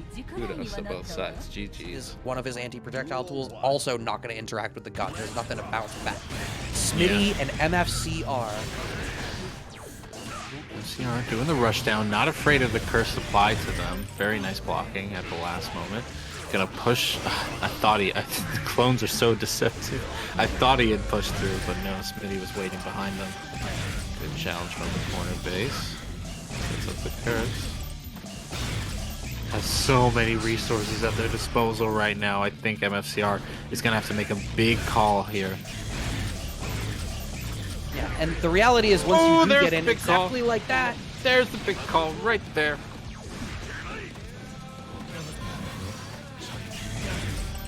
I mean, this is still doable. The concentration is going away. MFCR is doing a good job of picking the spots to move forward once the concentration comes out. I think one of the fundamental difficulties with Happy Chaos is that even when you make the right call, you're still sacrificing some of your life on chip, and you probably have to sacrifice bar to use FD if you don't want to eat the chip.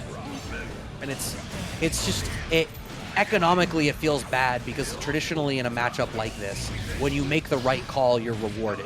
But you still pay when you make the right call here, unless you're making the absolute right call. Great corner position here for MFCR. Stays same side. That almost looked like it crossed up. We do get the wall break. What a call on the round, on the board here. And it's, you know, if you get in the very beginning, that's the most fundamentally important thing against Happy Chaos.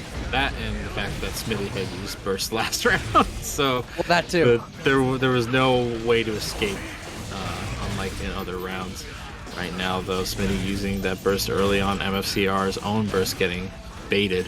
Right now, Smitty in a pretty good situation in terms of resources, but their back is to the wall, and MFCR has been doing a pretty good job of calling out some of their defensive tendencies, but these clones are definitely messing with MFCR. They're taking all those active frames away, and Smitty is just counter hitting like a monster. Nice back jump, calls out the forward dash, and this is not enough to kill, but it is enough to set up for checkmate. MFCR accepting their fate and losing game 1.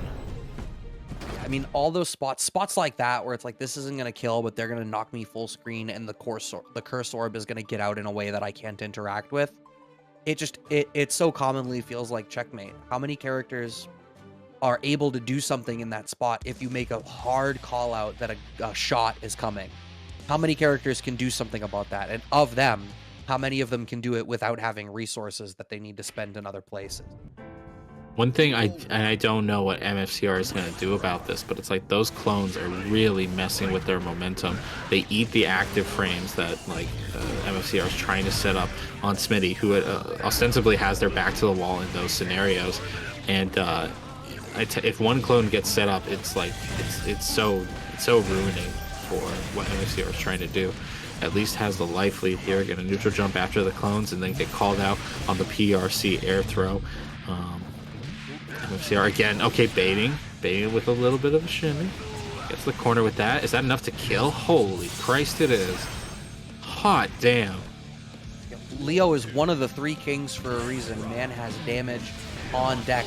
Clipped with the low at round start once again. MFCR doing a great job of moving forward with that micro dash and ensuring that they get something out of it. We still have burst on deck. Smitty had to burn theirs. The shadow clones come out. Smitty is structuring the guns, actually playing a little bit conservatively with the ammo, it seems, but the focus is gone. Has to spend the bar to max the focus out once again. MFCR overcommits accordingly. Oof. Twice now gets hit by the curse. Oh no. Just wait it out. You got a lot of tension. Gonna use the PRC to after hitting the clone. Really smart play there from MRC, adapting to what Smitty was throwing in their face, and this should be an easy kill. MFCR showing some solid adaptation already. Yeah, I mean, playing really well. A big thing is just understanding their ranges, understanding when they need to start to press. I think it's easy to feel like you need to get all the way in. The reality is you just need to get in close enough for something. And MFCR is picking these spots where the very tip of that 2K is all that he needs. And Smitty is getting caught, I don't know, walking back or hitting a button or something. And MFCR is placing it really well. Yeah, Smitty's defense has been not the strongest point so far. They've been relying a lot on the clones and giving them an opportunity. And I tell you, like, MFCR having a call out to that is a pretty big deal. But Smitty gonna double down on the zoning technique, set up the clones again. Ooh, but again gets overzealous, overreaches, and MFCR with that back jump gonna call out the clone summon. Right now, the forward throw into the PRC is going to be a dead Happy Chaos. MFCR looking like something I probably shouldn't say. Looking like an MFCR MF right now. Once again, dashing forward, finding that low check, doing such a great job. What a good up back. The Shadow Clone keeps Smitty safe, though. Just like that, we're back full screen. The curse is applied. MFCR trying not to die. There's the focus super. We got the curse reapplied. We need to keep these bullets up, but Smitty is starting to run on the lower side of ammo. MFCR doing a pretty good job of keeping Smitty on the back foot. Ammo is gone. MFCR can commit here. Finds this flash kick at exactly the right spot. The only option there was reload. Catches the backdash with the fireball. Oh, the back jump. Nice. Okay. Okay. Smitty not fully optimizing on the back jump there. Maybe trying to bait the burst. Gets eaten by the flash kick bursts of their own. Now MFCR gonna have to hold this for a little bit. At least now. Are we gonna use Deus Ex to reload? 4 bullets in. Right. Oh no, he uses it to regain concentration. Things are looking pretty even right now. Tries to concentrate. It barely works out because you gave Leo the room to dash in, and thus you get thrown. MFCR looking solid right now. Taking a lot of lumps on their way in, but that's just the game you play when you're fighting a character like Happy Chaos. So that was so tense. Smitty, the management of the ammo just ever so slightly in the negative, and MFCR in that spot where it's like, I'm taking chip, I'm spending my resources on FD to try to mitigate all of this, but I'm in this good spot. All I need is a good read on a bad reload, or for Smitty to overcommit in some way. But if I'm wrong at any point, I die. It was so by a hair. We get that early 2K open up from MFCR once again. Smitty really wants to get away so desperately that MFCR is getting started, but I mean, MFCR kind of gave them the opportunity with the attempt at the side switch. The side switch in mid-screen was just a little greedy, and the block ultimately let Smitty like kind of continue in mid-range. So Smitty closing the gap, ends up getting flash kicked for it. And right now they're very close. They're very close. Do we dedicate ourselves to the flash kick? No, we dedicate ourselves to the rushdown. As the corner, unfortunately, the throw gets back. Oh my god! Not for big damage. The real nice the RC. Red RC still caught the backdash. That caught the backdash. It was the RC. MFCR has burst on deck. We want to close this out as quick as possible. Berserker Slash catches the backdash, and the backdash of MFCR acts as a shimmy. Smitty overcommits, and it is set point for MFCR to move up into top 8 in the winner's side. What a dash of block from MFCR, who likely was looking for one or two things. Okay, I'm gonna immediately block, and if he backdashes, I'm gonna throw a button. If he presses a button, I blocked it, and now he's in my range. Like, MFCR is doing so well on these approaches. It might not look like it at this moment, but I tell you, health is a resource in these sets, and MFCR is doing fantastically well with it. Unfortunately, it looks like this round isn't entirely going their way. Smitty actually doing pretty well on the evasive maneuvers, and the resources have been pretty much entirely in their favor, but they are running low at this moment. That should be good. We're gonna close that out anyway, though. Okay. Still set point for MFCR. Oh, they go for the big play right away and call out the burst. Smitty looking to prove me wrong here. Trying to be out here. They were number 1. We're gonna have to see. MFCR is just slightly out of range, so we got the focus stance shots here to make sure that we're generating a little bit more space. There's the super on the curse, but the bullets are gone, and you're cornered. Oh. Yeah, this is rough right now. Thankfully, the restaurant gets a stray hit. MFCR, though, having to call out the back air approach. Oh, Lord almighty, what do you even do against this? Concentration is full. Blocks the low. Oh, he wasn't ready for the follow-up, or rather the spacing on the screen was just not quite right. You're going to have to spend the rest of your bar and then die anyway. Smitty keeps their winner's side dreams alive. 2-2 here. Ooh, things are tight here. And, like, I hope MFCR isn't out of gas. It felt like that last round was just like, man, I tried. I'm done. It's like, so stressful. This character definitely seems tiring to fight against. And it's, you know, the way that Smitty is structuring the offense, right? Like, it's like after every shot, you either reload or you expend some other tool, which is like throw the curse ball or, you know, focus stance into extra stuff or what have you before the reloads. Eventually, the ammo's going to go away, but it seems like the ammo economy that Happy Chaos is able to afford for themselves is just a little bit too generous. Yeah, I mean, definitely Smitty is being better with their rhythm here. Bursting the flash kick. Yeah, don't even let any momentum go on MFCR's side. Yeah, holy cow. The rhythm's finally in their favor. They're no longer running low on bullets. They're finally getting the curse rhythm really nicely in their favor, and they should be easily able to kill off of this purple combo. Blue combo? Is it purple? Is it violet? What do y'all want to call it? Probably blue combo. Okay, things getting started. Again, goes for the side switch. Thankfully, does not get called out upon it this time. Smitty, now with no burst on their side, might just lose the round instantly to this situation. Gets some distance, sets up the curse. Okay, flash kicks in their face. Has to RRC to make it safe, but you know what? This is pressure. This is Leo gameplay, and this is his time to shine. Set point for both sides. This is so stressful. So much of it comes down to this round start. Oh, that trade works out hugely in Smitty's favor, but it doesn't lead to as much as we've seen otherwise. Playing a little bit more aggressively this time is Smitty than we have been seeing. Sticks out the Shadow Clone, but MFCR slowly trying to inch this interaction closer to the corner. Oh, commits to the 2D. Yeah. Still, things are fairly even. The Flash actually active enough to call out both the Shadow Clone and Smitty there. Ooh, big hit. Has the burst though. That is just, it's so heartbreaking. The YRC to avoid the pressure gets back thrown off of the side switch attempt. Right now, things are looking heavily. He had to spin the bar on focus though, so this works out. Oh no, the burst. Yeah, that's not gonna work.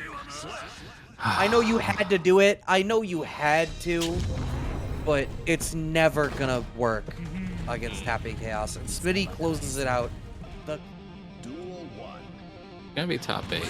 Of course, it's still first to 3 because as it always is. Larry Cage gonna try to make some FaceTime with KudoGio, but KudoGio trying to make FaceTime of his own, going for the gold burst, gonna get punished off of it, and now you have no defensive option. You have no defensive option. You silly man. He went for the gold burst. Gonna get spiked through the wall. Gonna get the hard knockdown here. And what's the guess? Goes for the empty jump low. The YRC gets the pressure away. And Kudo could turn things around. We mentioned, Brad has mentioned before that Happy Chaos is one of those players. Okay. Forget what I was gonna say. I don't even care. I don't even care what point I was gonna make. That BRC into the point was good. That was real nice. Larry Cage is staggering these overheads so well. But right now, though, we're seeing how the matchup usually goes. Getting stuck through the wall. The Dave Sex gonna give you the hard knockdown. Is he gonna go for the offensive approach? Or he's just gonna back off. He's gonna back off. Back off and give you the curse. Why not? Wants the power of godhood for himself. Oh, there it is. That's the lore, right? That was the story mode. I watched it. Bro, I don't. I saw that one clip of what's his name talking about how babies are made, and I'm like, I'm good. I'm good. I got my fill. Nice YRC there. I think it got blocked, did it not? Yeah, it did, but because it was in the air, it's that whole thing about when you block stuff in the air. Oh, that's right. And how it pushes you back. That's one of the problems with Eno here is like because so much of your mobility is based around the air. It's easy for you to get knocked back when Happy Chaos does nearly anything. Finding that cross up, KudoGio is like 4 for 4 on that cross up setup in this first game already, and it's so consistently happening. When Larry Cage has KudoGio back up against the wall, I think Larry Cage needs to be more mindful of the roll through and try to capitalize on that in some capacity. Sure. It's a really ambiguous. It's a really ambiguous mix-up. Sure, because it's almost entirely it's almost entirely separate from the roll itself. Like, the gunshot will just happen at a time. True. Brutal stuff. That being said, though, Larry Cage, once they get the momentum going, it can go in their favor, but it's getting that momentum going, and the only round that they really got things going off of was one where you saw KudoGio being a little overzealous and giving that gold burst right in their face. Oh no, speaking of bad bursts.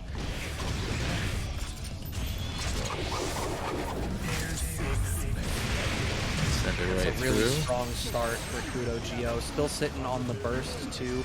Ideally, you don't end up having to spend it for this round at all. Wow. Just fly right in his face. Both players just running right at each other. Hey, the Baiken calling out that forward approach from KudoGio. Nice idea. Oh my KudoGio god. making counter this hit. so difficult. Like, the longer the set goes on, the more comfortable KudoGio's. Wow. I wasn't even ready for that. Doesn't even want to follow up off the wall splat. The 5D connects, gets the wall splat there, but we still don't want the wall splat. A backdash from Larry Cage earns them a little bit of breathing room, but you still have to contend with all this stuff. Are you going to hit a button that is not 5D? I don't think KudoGio cared to hit anything but 5D once Larry Cage was in the corner there. Man is a little spoiled in this matchup. He is playing a little silly in a few ways, and then as soon as Larry Cage is like, haha, he immediately either bursts or, you know, gets knocked down. But aha, I have my clone to set it back up. It's like, it makes you feel kind of bad in the matchup, man. Like, we've seen Larry Cage. He took out Osmosis. He has like a really stellar, not only, you know, neutral presence, but also like really awesome pressure. But like KudoGio just, and more so Happy Chaos, just negates so much of it that it's very one-sided. That's a Blitz clone, and again, that approach is just nullified. Gets the schmicks. Again, unfortunately, Larry Cage not listening to the stream, not looking for that mix-up. Oh my god, the 6P just gets under the chemical romance. That's unfortunate. Oh, stuck in the corner. KudoGio does not care to splat the wall at all. It's just keeping. No, there's no reason to. Yeah, it's the right decision. Yeah. That's how it's gonna be. Set point. KudoGio for set point. Okay, really, really poor burst there. And like they're gonna just take this combo, gonna back up to give Happy Chaos a little room so that they can't just fly off the wall. KudoGio might lose this round just from backdash. What's tough too is, but that's like Larry Cage is catching the backdash in a lot of these spots, but because Happy Chaos is airborne for the backdash, it's not getting a grounded hit. It's ending up like a weird airborne juggle hit that Larry Cage is not equipped to finish the job off of. Has to spin the burst. We close out the round, but it's still set point for KudoGio, who is just shy of getting their own burst. And Larry Cage needs to make this happen in order to stay here in the winner's side. Finds the empty low. This is as strong a start as any. This is a really strong start. KudoGio playing a little recklessly in a few situations. Oh, we do break the wall this time, and we don't spend the bar to do it. Are we saving it because we want chaos? No, we're spending it because we want a PRC off the Shadow Clone in the round start situation. Are you dead off of the super here? I think. Oh yeah. My god. Geez. Oh my god, that is gross. Ugh. KudoGio taking a 3-0. Larry Cage trying their best, trying to make their character work in a very uphill situation, but unfortunately, life lead, you can just play full screen and there's not much they can do about it, but you do have to establish that life lead and then get that rhythm down. And that's where UMISHO, that's where he excelled at, is having that rush down alternative. But you know what? Tried to set up the clone and Smitty calls it out. Now has the full screen, and this might be a round for Smitty. Yeah, Smitty in the driver's seat first. The curse is applied on both situations. UMISHO with a great backdash catches Smitty over committing and now is in the driver's seat. Ooh, what was that? What are you reaching from full screen for? You're reaching without your gun. He really wants to throw the curse ball out, but and this is kind of what I suspected, right? One of them is going to get the opportunity to get started, and the other one is not really going to have the opportunity to do anything unless they make a hard call out and get like a raw gunshot that earns them the chance to do something. Smitty overextended trying to get the curse ball out. Smitty with curse applied first this time too. I love how Smitty uses that burst and it's like, get off me, and UMISHO's like, whoa, okay. I guess I'll go full screen. He's still trying to get in though, UMISHO. Trying to get a little bit of momentum. Obviously understandable, especially when the curse rhythm is working out for Smitty so well. Yeah. Ooh, he's taking a lot of chip on his way here. But there's about to be no more bullets. Smitty actually has to reload behind the Shadow Clone in order to try to bring this back in their favor. That'd be good. That's it. Yeah. Yeah, UMISHO not doing too well on the defense, not blocking the bullets fast enough. Alright, both sides have the curse, but Smitty got to the gun first. UMISHO actually shoots a little faster, it seems, too. Smitty seems just like execution-wise, it feels like UMISHO is layering the bullets out faster than Smitty is. Smitty gets caught trying to throw the curse out once again. UMISHO very Oh my God, that was take this out. That was a perfectly aimed curse ball too. He landed right on top of it. UMISHO showing himself to be the better gun that round. Okay. Fastest gun in the West. Yeah, that is something that is, I don't know, it depends on who's talking on mic, but something you either don't hear enough about or hear too much about is that there is a technicality to this character, and there is not only a rhythm that you have to know about, but you have to be able to execute on over and over and over again, because if you slip up, that gives more opportunity for your opponent to close the gap. And UMISHO definitely shown that. I mean, honestly, both sides have had rounds that they've shown to either been at full capacity for, or make a little bit of a hiccup here or there. Right now, UMISHO with the rush down gets close enough and then backs off with the curse. He baited him. He baited him to try to counter poke him, and that was really, really dirty. Yeah, it seems like the meat of this matchup is very much about like one of them gets the curse rhythm in their favor, and then if the opportunity for the other one to swing it back around is to have an answer when they need to re-up things. There's like a very specific cadence where you're allowed to try to swing stuff back into your favor. Smitty has to spin the burst in order to keep themselves alive. I was gonna say I almost don't like the burst, except that it also swings that curse cycle back into their favor. So it's not like a hero burst. It's like, cool, you also get to drive the matchup now as a result of spending the burst. And UMISHO needs to spend so much life in order to get in. Yeah. That being said, yeah, he's trying not to spend any tension meter in as few situations as he can. That being said, though, he has a lot of life as a resource to give. Oh, back throw has plenty of screen real estate here, and we're going to be able to close this out. Smitty actually made that happen off of the burst. It took a while, but that burst actually gave Smitty the curse cadence, and ultimately that sequence, long as it was the round. Now the same thing has happened on the flip side with UMISHO spending the burst and getting the curse application as a result. Okay, getting stuck in the corner now, not spending Deus Ex, very nice. Means you're gonna get the curse because of the hard knockdown, and then you're gonna pretty much seal the rest of this round, assuming you don't make an error. That's an error. That's an error. That's a big error. Yeah, bullet too fast for Deus Ex Machina, which is just not a reversal in any sense of the word. He tried to dual wield while they had the sights on him. Pretty much. One round apiece here in game 2.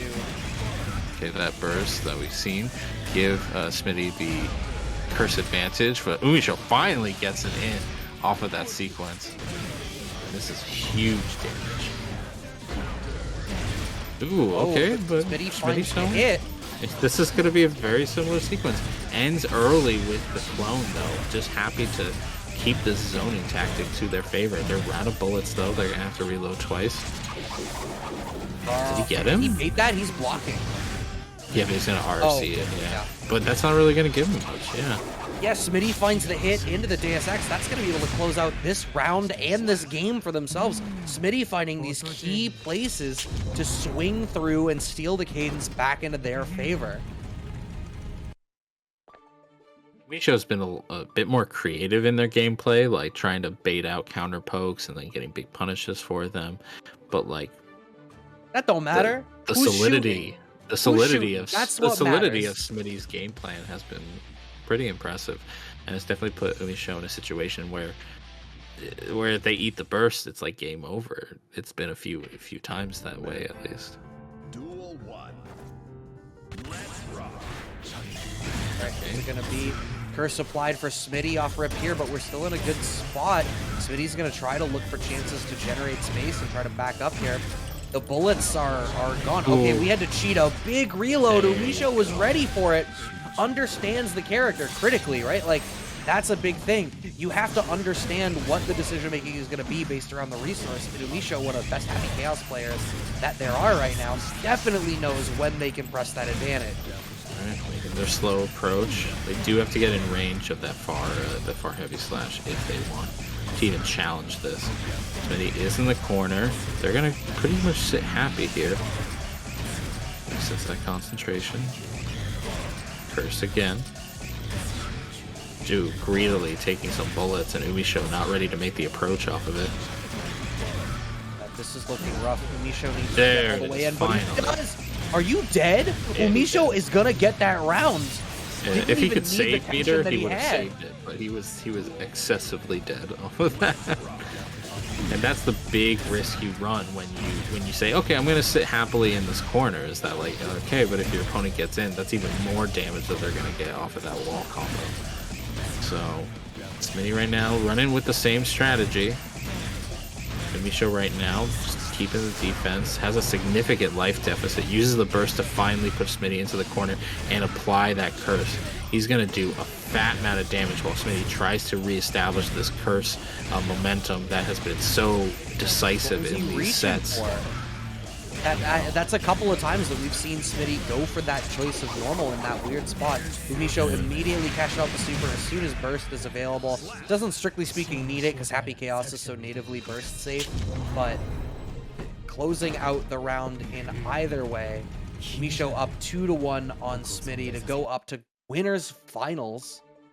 We're gonna see how is Smitty gonna adjust here, right? Like, so much of it is built around who gets that first shot out with curse up in the RPS at round start. That being said, UMISHO has been a lot better of challenging Smitty when they do get put into that scenario. So that means they're winning both when things go poorly for them and when things go well for them. So Smitty is either going to have to hunker down or make a big adjustment down the line, because right now UMISHO, this is not checkmate for Smitty yet. UMISHO can get things going with a good read. Sets up the clone, but overextends past it, and UMISHO now gets the curse momentum for their own side.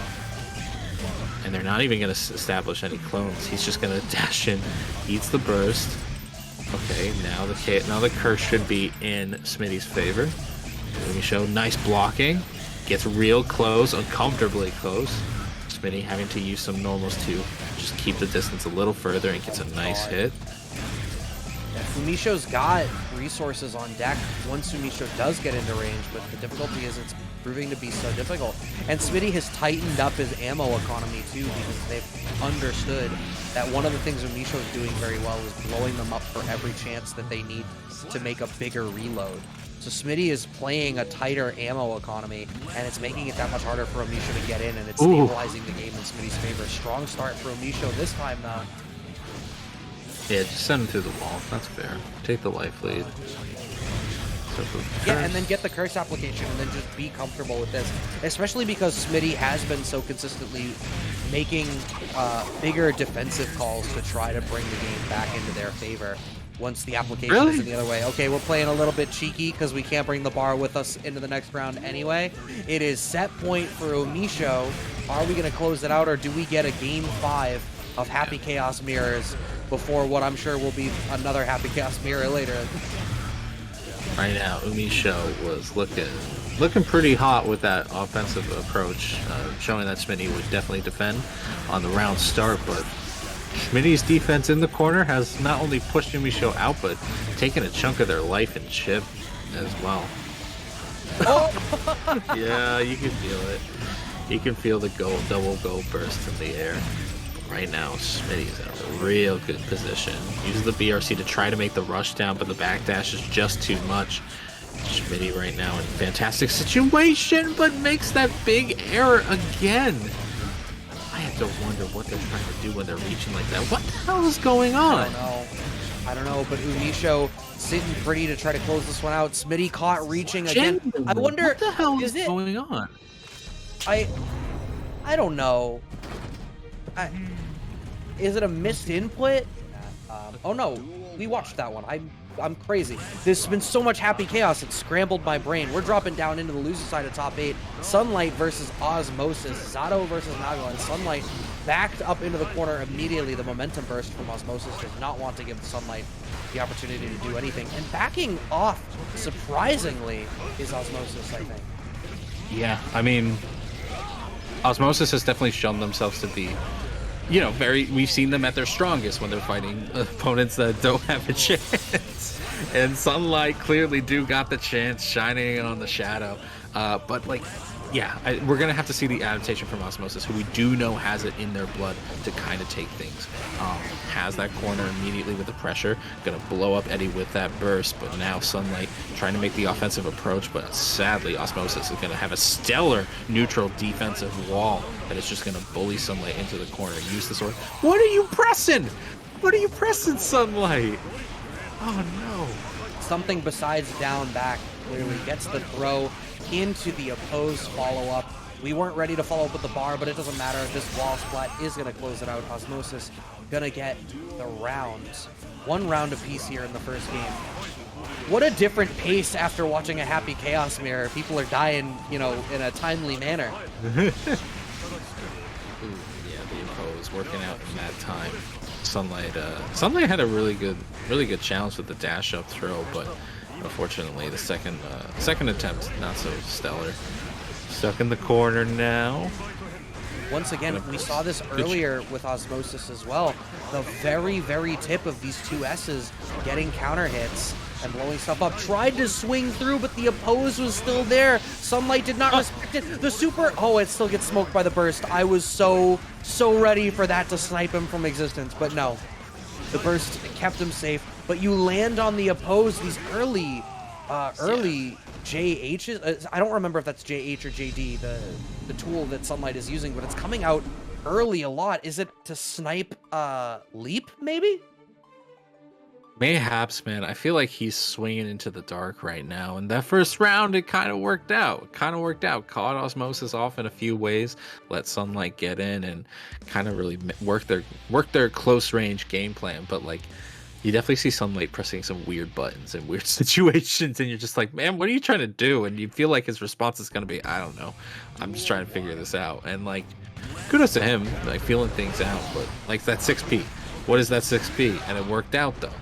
Like it didn't stick because of course Osmosis burst it, but like, you know, you gotta question some of these things sometimes. Oppose is coming out. Osmosis playing this much farther away range, but Sunlight keeps going to the air, and that's the opportunity where Osmosis gets set up on the ground, and it makes it that much harder. Huge damage in the corner. The sword super for the wall break, so we're going into the post wall break situation with full Eddie available, and we just wait for the blood pop. Sorry, son, you're dead. I didn't even see it was there. Oh yeah, that's fine. You just know it's gonna happen. You drop your combo and overdrive. That's fine. Okay, the rushdown working out this time. Osmosis getting a little fancy with the air. We know that he has the aerial approach, but you really do have to have Eddie on the ground if you're going to take that aerial approach, because Sunlight is going to have the anti-air to cover that. Ooh, okay. Into that empty low. Look at the tricky stuff. There's the command grab, so we're going to cash out some big blood damage. Not that we even need it. Right into the Beyblade. Catches Osmosis doing something. Sunlight. Millia is a character you can select if you want to schmoove like that. You don't gotta pick the big man and pull out the BRC, but I respect it nonetheless. Oh my god! The spike him out of the sky. The sword was always a baseball bat, just because he only uses it like one. He uses the blood side of the sword. Yeah. I like that new lore. But unfortunately right now Osmosis is gonna put him to sleep in the corner. Like, damn. Like, there's definitely, this isn't quite the same as when we saw Osmosis fighting against our Eno friend earlier in the bracket, and Vin having trouble against the Baiken normals and stuff like that. Even though Sunlight does have some normals that could definitely contest Eddie in neutral, I don't feel like Sunlight's looking for that. I feel like he's just swinging and you're waiting for something to connect. I think we need to see more of 2S and 5H to try to snipe Eddie from these other ranges, and then move in behind that with Beyblade. And I think we need to see more Sunlight reactive play as opposed to the attempt to bully. But I don't think that's in Sunlight's wheelhouse. I don't think that's how he plays. And I respect the dedication, but right now it's just not working out. You're just getting blue RC mix-ups too, says Osmosis. Getting the wall break. We got the regular situation, but the blue RC into the throw is a little bit transparent, spending the whole Eddie gauge. Not even the whole Eddie gauge. He had one more clap in him. This is set point for Osmosis, who tries to backdash and gets Beybladed on. Osmosis maybe not recognizing how his opponent wants to play, because holy cow, that one backdash is probably almost losing you the map. But again, like I said earlier, and we saw this from Osmosis specifically, if Sato has Eddie gauge and like a little bit of bar and finds that hit, you can still absolutely die. But Sunlight closes it out because Sunlight had the bar. 5D tap into RC, closes it out, wants to keep their tournament life alive. Trade on the far slash at round start. Oh, good, super smart clash from Sunlight. Surprised how dedicated Osmosis is to repositioning when he's gotten killed last round, but you know what? He gets forced into a full screen, and that's not a terrible situation to be in, especially with this life lead. Gonna spend all of Eddie to push Sunlight a little towards the corner. Unfortunately, gets yeah, Meteor strikes himself down to the ground just to get out of the corner scenario there. Gonna spend all of Eddie pushing him there. Ooh, nice challenge from Sunlight. I'm surprised that Osmosis, after the drill, didn't spend the bar to keep the block string going, because he would have gotten Eddie back in time. Oh, we bait the burst, or the YRC, rather, and we've got this great position to be in. That is going to close it out. The tap on the 5D will finish it out. Osmosis with the sweep over Sunlight. The blender is hard to deal with, but he's also got great... Yeah. But then he's also got these huge damage runes. Rat versus Testyourluck. It is going to be Millia versus Naga. Ooh, where are you running to? Where are you running away from the blade? Throws him right back in. Unfortunately, gets anti-hit on their third aerial approach. Testyourluck now has Rat in the corner. Gonna spike them down with that Beyblade. PRC for the attempt at the Bloodsucking universe, and gets punished heavily for it. Rat now back in control of the steering wheel. No blade to escape. Uses the 6P smartly to get under that mix-up situation, but Rat is just in once again, and holy cow, how can you not be made to love this mix going on at this moment? The Iron Blade coming in, and then finally ends it with the low. Very smart, Rat, very smart. But it's, again, you know, and it was great. It was played wonderfully. I think the movement was represented spectacularly, but I can't help but there's that small voice in my head that's like, look how hard Rat has it. He won the round, man. No, he did, but look how many times Testyourluck had to guess wrong. Man got mixed, but like, the difference is how the movement allows him to command those guesses over and over again. Sure, and it's like, sure, he's guessing, he's dead off that. Sure, he has to guess wrong so many times, but he has to guess right so many extra times as well, and that's a big factor in this. Guessing wrong again on that overhead, guess wrong again, guess again. Tries to get in with the Beyblade. Thankfully, the 6P just lets him escape a near fatal situation. But now he's stuck in the corner. Corner pressure is insane, but we're gonna really try to structure this in a way. Oh, okay, King Jobber with the 4 gift subs. We see you out here. Thanks, King Jobber. Thanks, Rat, using that opportunity as there's a break in the action to get out of the corner and reset back to neutral. Has a slight life deficit, but look at how much blood is on deck for Testyourluck. There's a reason that he's fishing intently with 2S and 5H. It's to try to snake a hit in to earn a little bit of blood to afford them the chance to use the special move. Yeah, this lockdown has now been brutal, mostly because of the lack of resources on Testyourluck's side, but he gets in a fair hit, and that should clean up the round. Testyourluck getting game number 1. All right. You take a breather from that. Yeah, there was a lot happening in just like very, very strong pockets of action.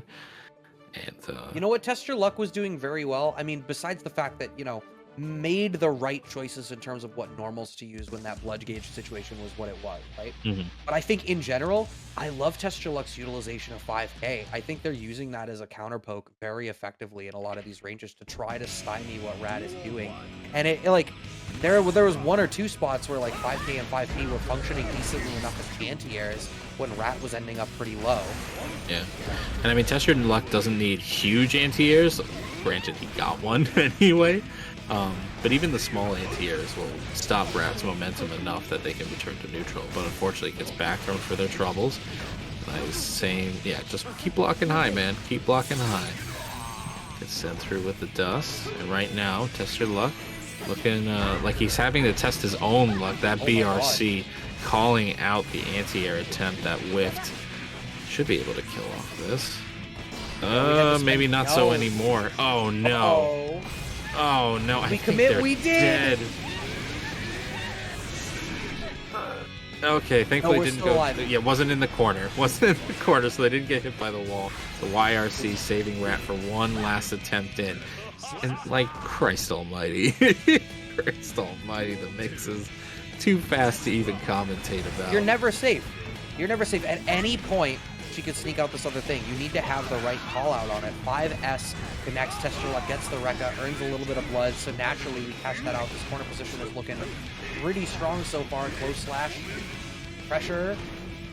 Really so trying to bait that burst. After the RCs, yeah. Like Rat is okay losing this round. They're not going to spend the burst at all. At least not yet. Oh. Damn, wasn't paying attention to the gauge. Thankfully uses the burst to save themselves from like a completely disastrous scenario. So unfortunate that Rat just wasn't looking for it, but you know what? He survived, and that's more important. The YRC gonna push Millia back. Unfortunate that it has that kind of quality for air pushback, but it is how it is. Not gonna be able to punish the command grab attempt because they were so busy jumping into the skies. And Testyourluck is gonna get away with some pretty bad errors because Rat just wasn't looking for it. We're in the driver's seat once again as Testyourluck, but Rat actually presses the issue after Beyblade. Trade working out decently.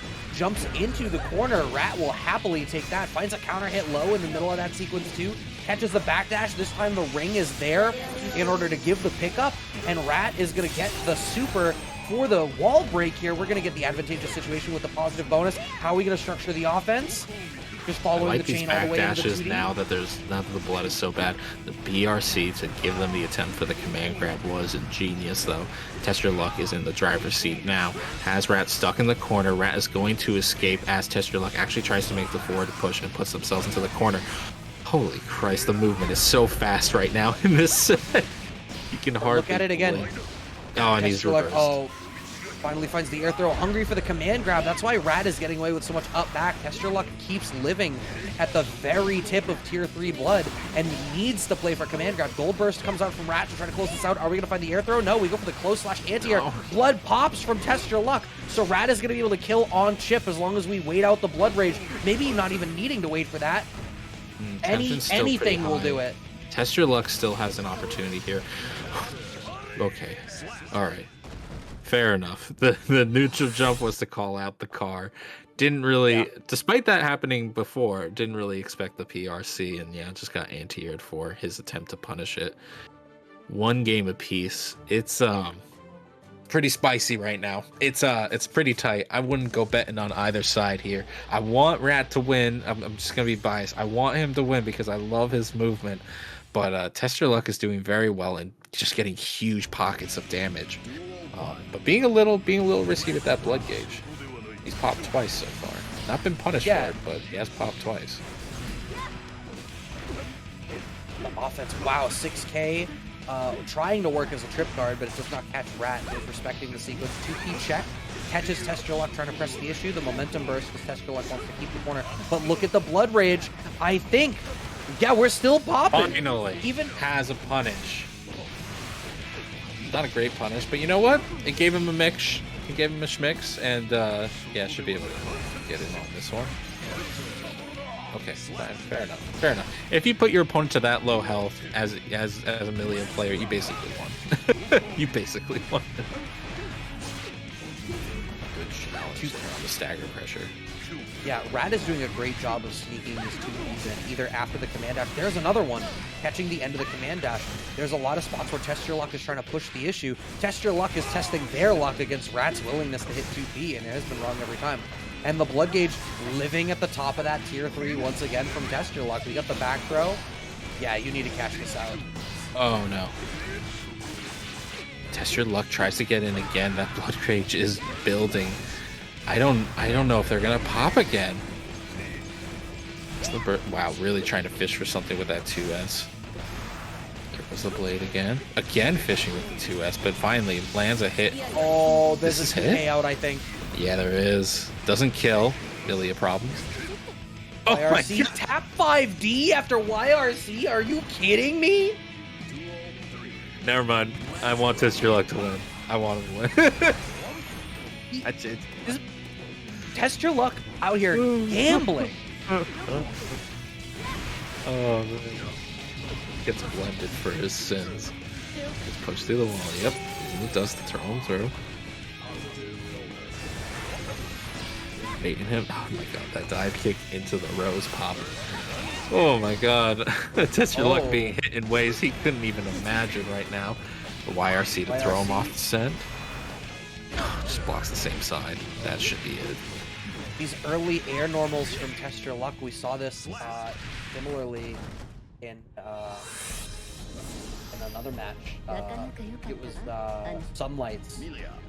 Yeah, it was. There was this reliance on these early air-to-airs to try to control the space in the sky. But I can't help but feel like I wish that the blood gauge management for Test Your Luck was a little bit more solid, because the fact that he's ending up all the way at the very top is forcing the ground game to rely around certain tools in hopes of swinging the blood gauge back into their favor and affording them the chance to play again. And those are the spots where Rat is really going to the sky. I mean, that or Test Your Luck can start to make some bets on 2H from farther away. Alright, well, gets in with this approach finally.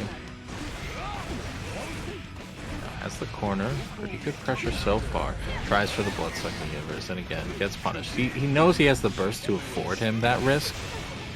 And, like, it's paying off this round. But, now he has to play calm, and, yeah. As you were talking about, now he has to play very cautiously, very predictably. Unfortunately, that back throw just, Rat gave themselves up to it. Again, is he gonna pop off of this? He just goes for the dust. He bet it all. He just bet it all, and Rat wasn't ready to block. No, you know what? I think with the amount of block string pressure that was there, I think we probably had just enough to get away with it. But I imagine Rat was kind of content to just sit and wait, right? And wait for like a command dash into command grab and up back out of that. And it was Rat's willingness to down back that probably cost him. Finds the crossover to steal this corner position. Bro, he hasn't had to down back counter hit once. close slash. Not once has he had to down back, because he has been in the driver's seat this whole round. Finally gets knocked out of the sky. Test Your Luck finally being able to push towards the corner. Uses the RC to continue his pressure. Interesting string there, but the YRC finally breaks it.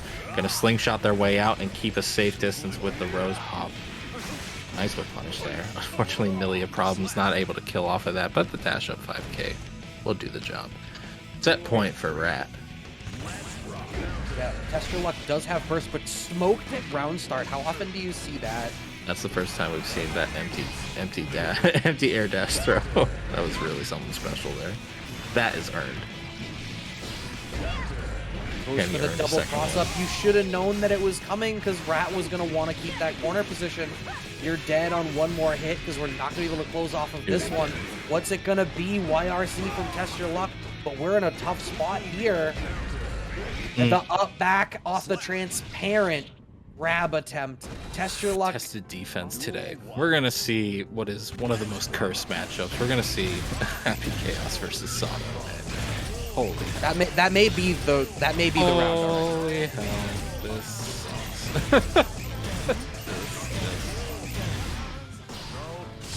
Yeah. Reset the concentration. Eddie gets a little bit of a hit, but it's so far away. Thankfully, able to get some momentum. Gets a side, a little bit of ambiguous side switch. All right, Osmosis trying to run their game plan, but it's back from mid-screen. He's going to have to dedicate everything to this corner push. And he just gets out and gets the cross-up. He needs it. Because he needs it. Smitty, that dash out of the corner there from Smitty was actually super smart. It was the right spot to try to go for that. And Osmosis on the back foot once again. And like, to Osmosis' credit, if he gets in, Osmosis' offense is immaculate, and Zato has great damage to try to cash something out and turn it into a 2-touch once you're in range. But you need to get in range, and the round start position in both of those rounds firmly went to Smitty. That is a clean first game. That was a burstless round, I think. A burstless game. Yeah, I mean, why? That's weird. There's it's Smitty understandable.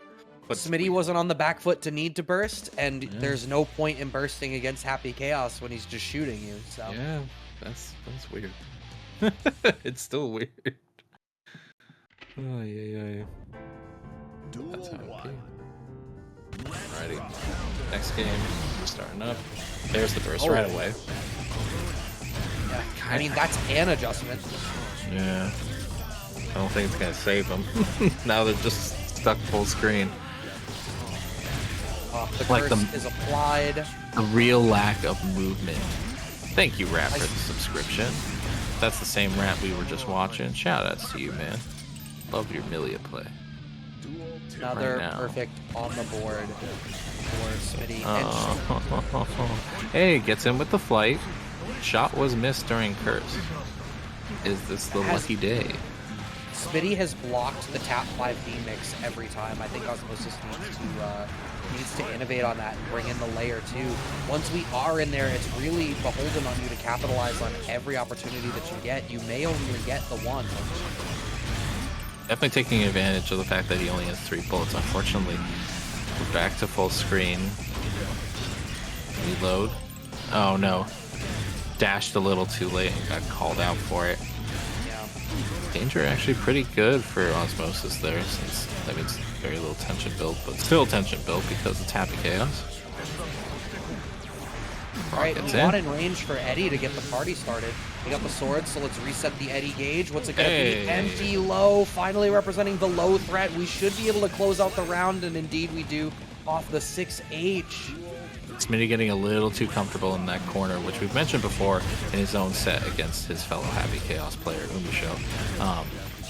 Osmosis can take advantage of that if Smitty puts themselves in that predicament, but I think Smitty's smart enough to not let it happen twice. Who knows, might not even get put into that scenario. Deus Ex Machina going to do a fat ton of damage and set the gun gauge back up to full. Concentrates just a little bit, and yeah, Osmosis just not quite feeling the rhythm of the dash block. It's tough. I mean, the fact that the rounds that Smitty wins are literally perfect is pretty indicative of this matchup. Like, if Osmosis does not make something happen at 99 seconds, the round is more than likely over. Osmosis making the switch over to Ram. Interesting.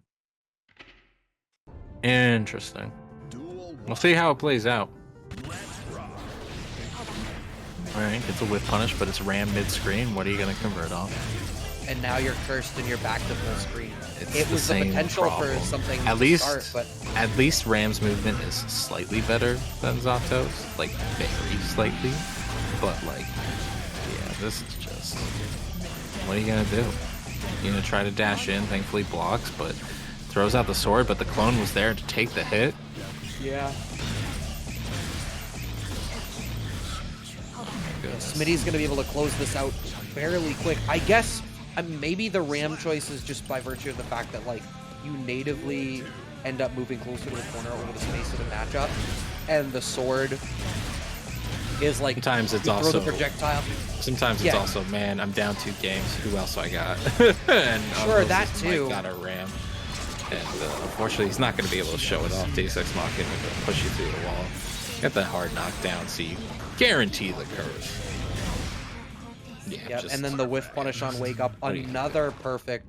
Osmosis did not seem to have any semblance of an answer against this Happy Chaos. And chance to play, unfortunately. But we're going to see play between 2 rock stars here. We're going to get Larry versus Rat. Right now, Larry going on with the offensive maneuvers. Gonna try to put Rat into the corner, but Rat not gonna fight, not gonna just sit there and wait. Nice 6P to call out the aerial approach. Again, a 6P. Not only to stop the aerial approach, but to stop Larry from just trying to walk in. Rat is a really... Oh my god, I didn't even see that side switch. The super, we get the juggle and the wall splat after. Rat closes out the round. That was pretty explosive. It seemed like it was this back and forth. Yeah, you know what? Yeah, that was hot. We can that describe was hot. That little combo at the end, that was hot. Like, let's not stick out the romance in this situation. Good lord, the blending just keeps on rolling. Thankfully gets a gold burst off of that. The overdrive to overdrive. No! Oh, no! Rat loses out on that. You spent the money on that equation. You bet wrong. Today I learned. Today I Extra learned overhead. and Rat learned too. I don't know about spending that burst, but Rat believes in himself, so screw it. I believe in him too. He's gonna try to go ahead, take this round after such a catastrophic error. But you know what? He got the throw. Gonna blend YRC. Walks ahead. Note comes out. What's it gonna be? Plus for Ooh. Ooh. He didn't flinch. He didn't flinch, but he flinched on the follow-up to that. Gonna pop that rose there and then call out the neutral jump attempt. Rat. Taking a few lumps here and there. You know, not taking the rounds cleanly, but taking the first game nonetheless. That was What a change so, in pace. What a change That in was pace. so close of a round for Larry Cage. And it's like they both have this super explosive style where they're really in your face, and the mix-ups have been super intense. Oh, the switch to May doesn't want to deal with that once. Instead, between the anchor and the Totsugeki, wants to put up the wall of sea life and stall Rat. How is that going to work out? Right now it's doing all right. The anchor's shown to be a bit of a wall, but it's only been one interaction. It's too early to tell. Still getting to the other side. Still schmixing him up plenty. Okay, dashes right in front of him, shows him the curls. And yet Rat is not one to be scared of like returning to full screen and then making the approach again and again and again. Interesting trade. Uh-oh. We don't quite get the follow-up after, but we're finding some of these errant hits here as Larry Cage. Okay, swings through on the side switch and actually gets corner position, but Rat using all of the mobility afforded to Millia in order to get back to the corner. So now we are back at the mid-screen. Like the All biggest of these problem for errant Larry hits. is that he hasn't been able to get any sort of approach really working. He's been doing okay as a wall, like, you know, like bumping Rat on the noggin for their approaches here and there. Oh my god. The momentum on that. It's like the car crashed and just flung her at Larry. That was so funny. Oh man. Oh my god. This is a lot of damage. Yeah, you have to burst there. That is a huge damage combo. But Rat is doing such a great job of picking the spot on the screen. Like, you have this much mobility with Millia, so Rat is ensuring that they're always in the spot that they want to be in, and she's so fast that I don't think that anyone, even if they are aware of the way that Rat is making decisions based around screen position, I don't know if anyone is able to, you know, act accordingly fast enough because of the pace that Rat plays at. Yeah, no, definitely not. Especially if it's your side character, like this appears to be for Larry. It's like Larry has an idea, you know, throw Totsugeki here, throw Totsugeki there, but we haven't seen any huge conversions. We haven't seen a counter hit that just makes you second guess your life as a low life character. But Rat is smoothing on Saley. Saley? I speak for a living. Moving on smoothly to 2-0 in the set. I don't know why that got me. I don't know why, like... Silly. Yeah, the tongue-tied FADC, I speak for a living, and I just got freed up. It happens, man. I've had a few people like ask me like, "Hey, Houseman, how do you get into commentary?" It's like, really, you just keep talking and you hope that the words that come out of your mouth are like smart and smooth. You just hope. You keep a catalog and you just rotate it constantly. Right. Larry Cage keeps the May locked in going in here. Rat up 2 games to none, looking to weather the storm of 3 other happy chaoses. Let's not think about that right now. Let's just enjoy the good times and bullying on this small child that is May. Totogeki getting one hit in, preventing the perfect, but Rat has been looking like super smooth. But he is stuck in the corner now. How is Larry's control? It's pretty good. It's looking pretty good. Walking up on them. Rat trying to find that opportunity to move out. The blue RC to keep it safe. Not able to follow up off the far slash, but we get something that, I mean, you're back in the corner, but you're okay with not taking more damage out of that. I'm trying to keep him honest after the 2D, but the up dolphin, actually, Larry is cycling through these options in a way that is, I think, gonna start to give Rat some pause. That up dolphin was huge. That was exactly the kind of spot where Rat usually likes to cross over to try to swing and bring you back into the corner. It's not to be fantastic damage though. It was really that moment in the corner that like really, because again, life is a resource and Rat is not afraid of taking a hit or two there. It's really like hits that could lead to huge damage. And it's only been in the corner that's been an issue, but that's a big one right there. Has to burst there, gets the side switch off of it, thankfully. But like even then, you see him just slow down his game plan immediately because of how much damage he took off of that counter hit. And Larry huge. Cage able to take game number 3. Yeah, Larry's presence of mind to wait and whiff punish the 6P that came out after. Like the sequence on block was one thing, but it's like, okay, now the 6P is coming because Rat is going to frantically try to throw out a counter poke. And Larry was like, okay, I'll whiff punish the counter poke. Yeah, I mean, it definitely worked out. It was definitely a bit of a favor where it was fortunate. Like the way that anchor hit was very awkward, especially considering the RRC. But yeah, that can happen, and I think that's why Larry chose this character in the first place. Is these huge hitboxes and these huge active frames really make you second guess some of the choices you make. Rat having to burst immediately off of that counter hit, and right now Rat, his movement looks a little stifled. Like it's a little early to say, but it's definitely looking a little bit more cautious. But a big counter hit is going to lead to massive damage. Oh my god. There's that big hit, but it's coming on the side of Larry. We're just shy of getting the wall break, but we're pretty close. Rat is going to get that follow-up, sends out the disc, gets the connection. We're going to wall splat off of this, so you should be dead. Yes, you are. Yeah. Minimum scaling on those wall splats. Everybody loves it. Wow, look at Larry just sit there. Wants that charge. Wants a charge and wants to wait for Rat to make a commitment that he can use that slash on. Like, that slash has been giving him so much damage off of counter hits. Like, it's like Rat is like a fly, and he's just sitting there with the fly swatter, but instead it's an anchor. Oh my god, that hit so meaty. Rat's gonna save the burst, I certainly hope. Yeah, no, it's smart that he saved the burst there. A little uncharacteristic because we've seen him use the burst in like much dire situations, but oh no, Larry, you didn't need to do that at all, Larry. But he got the game anyway, so yeah, I don't feel like you needed to burst. Min is swinging. Oh man, Larry's just going.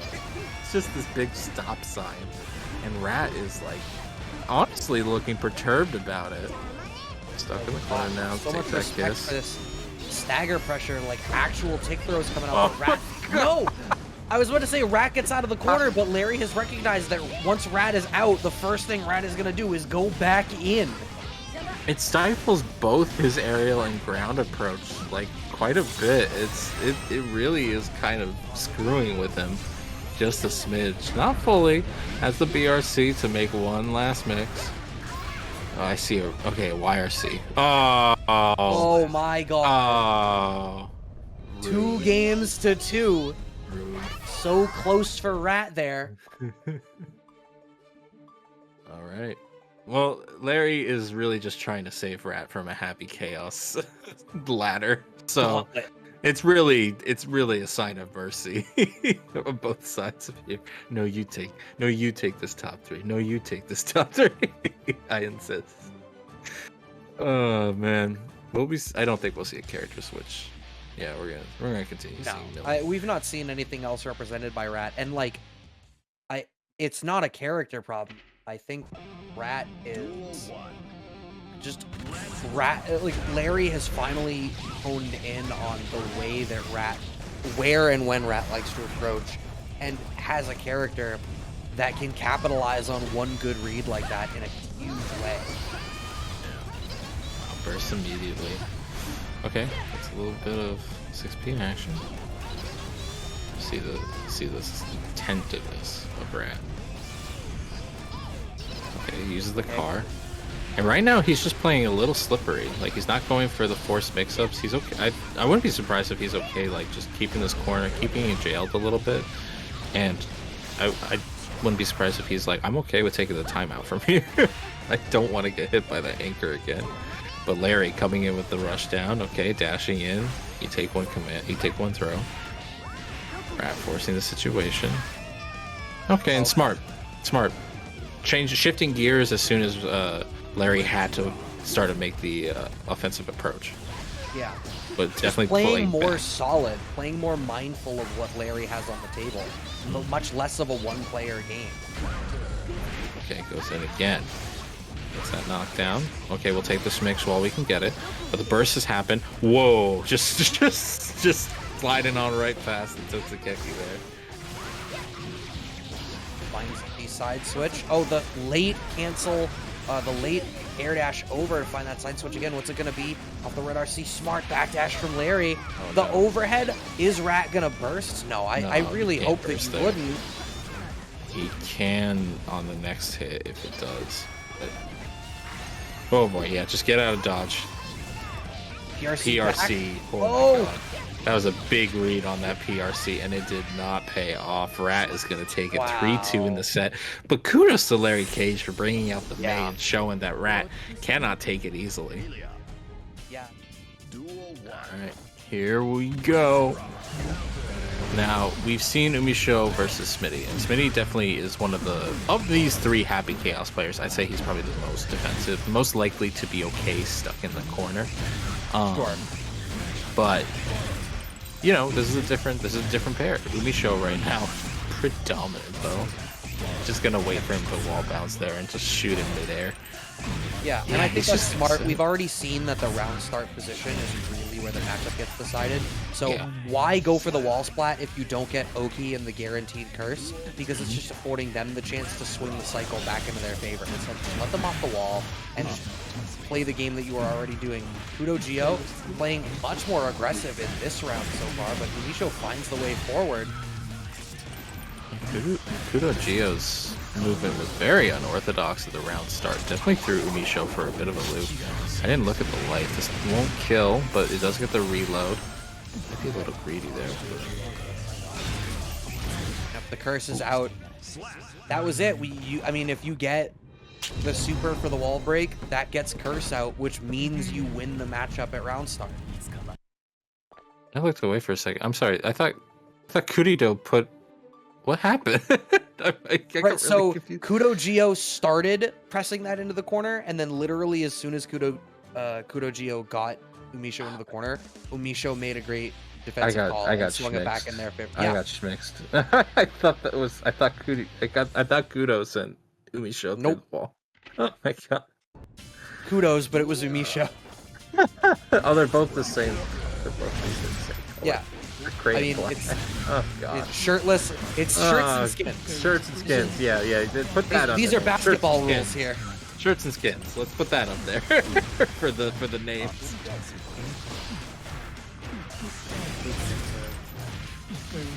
UMISHO in the driver's seat. It's happened again. This happened twice now. Yeah. But I've said before, and I'll say it again, UMISHO's defense is really good. And when he gets back up against that wall, there's going to be that backdash to come out. Cool, damn. Alright, yeah, UMISHO, like I mentioned it before in his set against Smitty, like both Kudo and Smitty were able to get like reasonable life leads in their sets. But UMISHO's the only one to show that, like, even when the round starts poorly, he's able to reverse it, and it relies heavily on that defense that you mentioned, Brad. Like, his defense has allowed him to reverse some really bad situations, such as now, unfortunately, doesn't convert off of the counter hit, likely because he was trying to bait the burst. It just didn't happen. Oh. All right.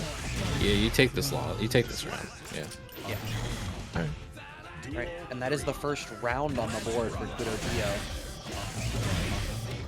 Takes a gunshot wound for the curse, and that is a trade you will take any day. Yeah, absolutely. Especially if you can chain it into the curse. It's like, I'll eat the curse, but win the shot, and then my curse lands free, and I have frame advantage. UMISHO looking super strong right now. The Shadow Clone is set up, so KudoGio couldn't even really do anything. Goes for the Impotent Burst. It does not work. Nothing coming of it. UMISHO up 2 games to none. Yeah, UMISHO is he like, you know, all 3 of these guys are sitting in top 4 scenario. They're all looking real strong, but hot damn, UMISHO definitely kind of is looking to take this whole tournament tonight. Yeah, I mean, like, I don't want to disparage anyone else, but UMISHO is the one to beat. And I think you see UMISHO's name in a bracket, and they're on a short list of being the person, like, the one to beat in general. But especially the way this bracket has worked out so far, like... See him backdash the curse shot? Right, and it's not the first time it's happened. Yeah. Oh, but now you're getting whiff punished for reaching. Okay, we're spending Deus Ex. I like it. I like it. More or less establishes he's going to take the rest of the round. Yep, draw the first ball. Oh, No, he's just going in. Okay. Yo, we just like mimicked each other. It's a little weird. Right, well, UMISHO gets the curse applied, so this round is already starting in their favor. KudoGio actually getting called out a little bit here. Maybe not wanting to spend the bar in that way. The one thing that I like that UMISHO does is UMISHO will go into the ready stance and then wait. And it's not always the pattern of like shot, ready, shot, shot, ready, shot that we sometimes see. Sometimes they'll vary the cadence a little bit and try to catch you reaching. Oh my god, good call out on the on the burst to close out the round. Set point. Set point for UMISHO. Calls you out for trying to get the curse round start. You saw me doing that? You thought you could replicate it? Nah. Nah. Showing off. Shot through the curse ball. I actually didn't know that interaction happened. Oh my lord. Even in the mirror match, UMISHO, Happy Chaos is cursed. That is a clean 3-0 there. Gee. And like UMISHO even was getting away with a lot of like multiple reloads there. KudoGio. Duel 1. Alright, let's see how this goes. Is Rat going to protect us from another Happy Chaos mirror up here in Losers Finals? I mean, that rush down from round start. Ooh, that must have been a misinput. He didn't even press anything on the side switch there. Yeah. Smitty, earlier today, just have...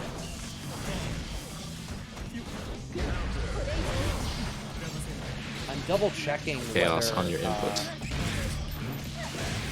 I'm trying to remember who Rat went down to in the bracket.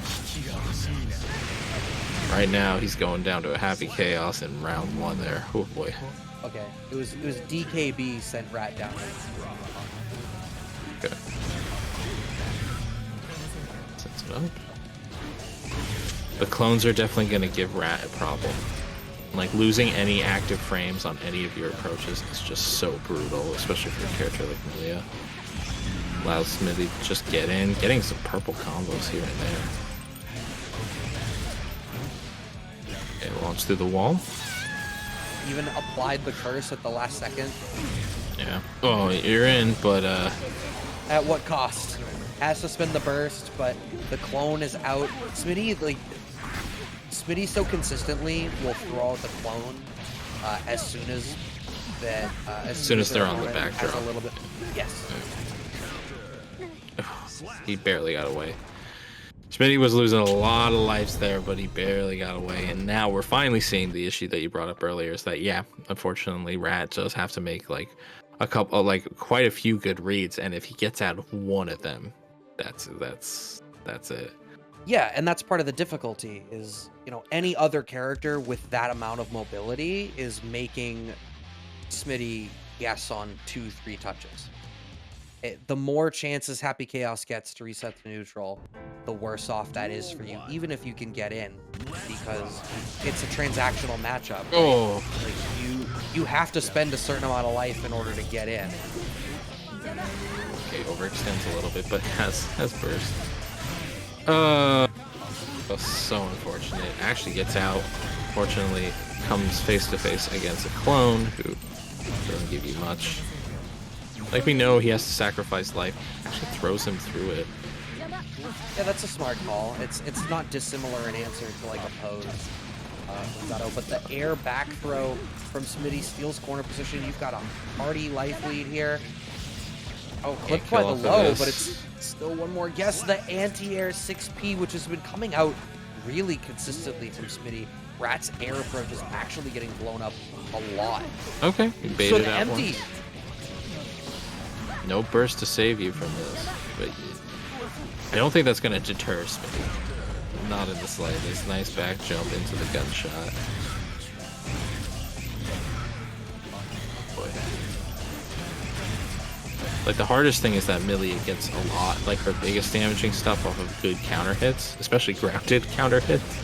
And that ain't gonna happen anytime soon. Not in this set.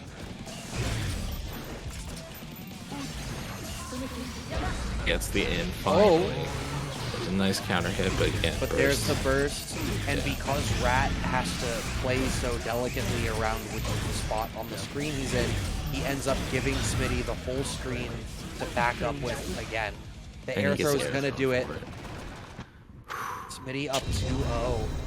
It's funny. It's some of these universal mechanics that other characters have and kind of need in the matchup against Millia, because like Millia's air game is so oppressive in certain situations, and like air throw is usually like a good answer to some of them, for some characters who desperately need an option.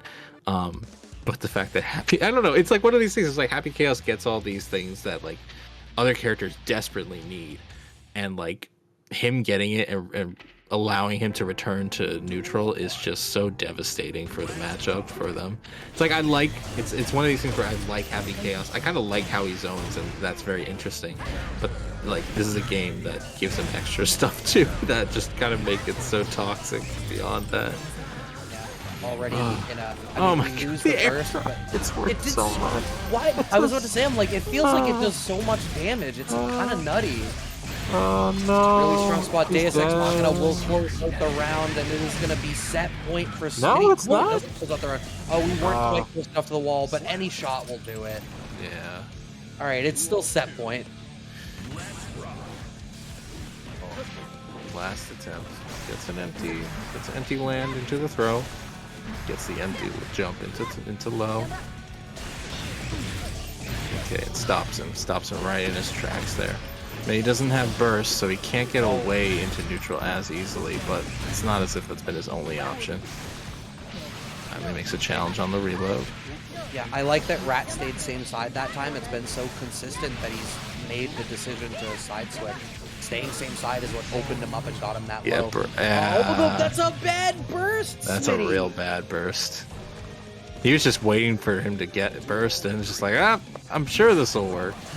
Nope, not today. And that could actually determine the rest of this game. Oh, okay, trying to lost. shoot. Yeah. This is a pretty good round so far for Rat right now, both in terms of resources and in terms of how Smitty's playing. He's playing a little, a little scrambly, trying to get out of a bad situation he's put himself in. He can get not only this mix-up, but even if he gets the wall splat, should be able to overdrive. Nice PRC into the air tech on both sides. Doesn't have, I was going to say, doesn't have the overdrive. It was a little late on the dust there, but even then, things are looking all right. Again, Smitty just backdashing for his goddamn life. Yeah, he wants to find any space, but just like that, the curse is out, the gun is loaded, we've got the bar to spend on the focus, and now the question is, does Rat have enough life to weather this storm? There are no bullets left. Oh my god. That man's gun is empty. Oh no, I like this. I didn't notice until it was too late. That should be able to close it out. Pulled out the Ethernet core. Oh no, didn't. No. There was a. That was Discord, I think, for us. I think Yeah, that was it might have Discord, been. but- Anyway, Anyway, losers finals here going on at the moment. Oh, I love that gunshot right from the start, taking the curse immediately. But who cares? I'm shooting you right into the corner. Smitty right now taking the offensive lead. What we just saw, so with KudoGio playing against UMISHO and winners, what we saw was that KudoGio did not have as developed an approach to the mirror as Smitty had. Smitty held their own just a bit better against Yeah, definitely. KudoGio does not seem as though they really have the answer here. I think Kudo is a little bit of the three is the most unorthodox. Yeah. Happy Chaos player, but I think part of that comes from a little bit of he's a little undisciplined. Yeah, I think that's fair to say. Smitty about to get that free curse application and have complete screen control here. KudoGio really doesn't have anything to do unless they find the right spot. The focus is gone, but Smitty actually gets away with recharging, and KudoGio dashes all the way across the screen so that Smitty doesn't have to waste another bullet. Let's be real, guys. Bullets are expensive. That costs money. You think they would be? You think they'd be expensive, but at this moment in time, in the current meta of the Guilty Gear Stride, it's clearly we can 3D print bullets. It is what it is. It's played out what it is. One game up for Smitty. Is KudoGio gonna have something to bring to the table here? Okay. Yeah, that's trades at round start, but that's gonna happen. It's funny every time, but in a mirror match, that's just gonna happen. Okay, base the burst again. A little bit of the unorthodox coming from Kudo here. I think Smitty was trying to. Honestly, I think he was trying to replicate it a little bit, and I think he just got his ass kicked for it. Stick to what you do well. Stick to what you do well, Smitty. Oh, but once again, KudoGio is I don't know whether it's your call of unorthodox or if it's just not being, educated in the matchup, but the reality was after that wall break, it was yours if you applied the courage. KudoGio took the risk. Right? That being said, that round start from there, from the knuckle sandwich right from round start was really, really smart. Like that is a proper play from round start if you're in the Happy Chaos mirror. So kudos to Kudo there. I may have said undisciplined, but he's still a very strong player, playing a very strong character, and does use him wisely in a lot of scenarios. But right now, Smitty able to get that distance, able to get that curse set it, and Kudo just looks a little lost in these situations. Yeah, I think this is a spot where you need to watch for the ammo. Smitty, see, that was the thing, right? Kudo ran as Smitty spent the last bullet. If you had blocked the last bullet, Smitty would have been on the back foot. Instead, you got smoked by it, and Smitty got the opportunity to reload the whole gun. Yeah, both backdash right from the start, but Smitty is the one to take advantage of it. Yeah. You make the same play, but your opponent takes advantage of it. It's that's clear that they know how to follow through on that game plan, whereas you might be a little hesitant on. Gets the dash forward burst though, not for much though.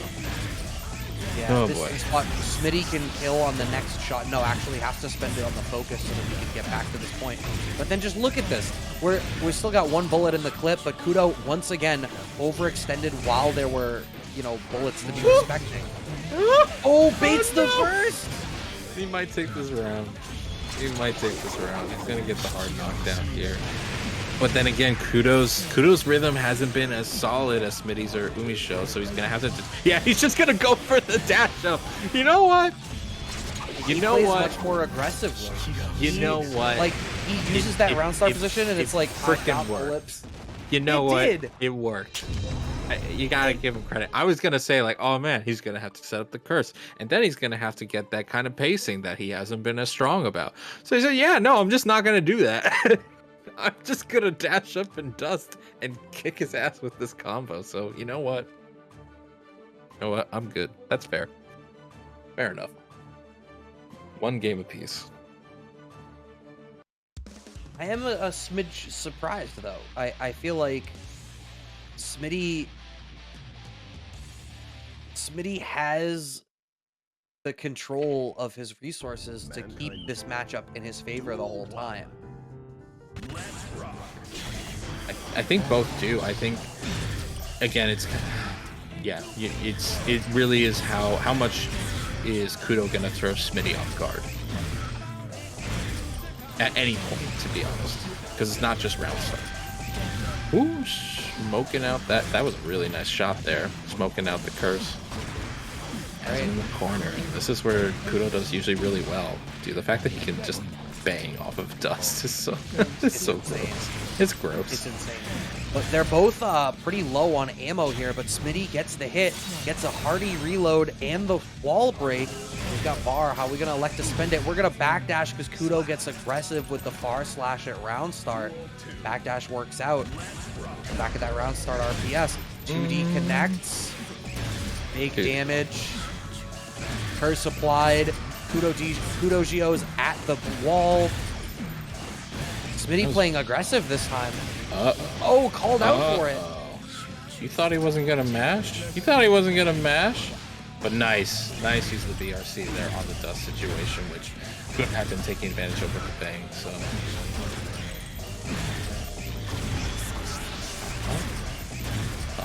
Up. This may be where, yeah, that's where Kudo lives now. Yeah, no, I'm sorry, you don't get to play the video game. Who even knows what he pressed? The man just tried to down back gunshots and the game went coward. Negative penalty for you. Oh, Lord. All right, well, Smitty up 2-1 on KudoGio to see who gets to go up and play UMISHO in grand finals. Still All the happy right. Chaos Mirror. No, Dude. I mean, what character switch would you even make, right?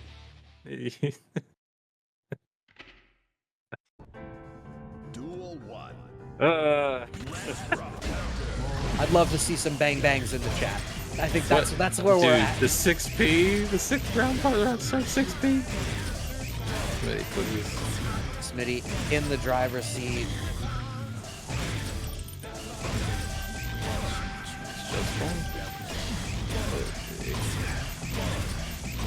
You have so many moments of just like, oh, that was nice, but then you have to do 3 more.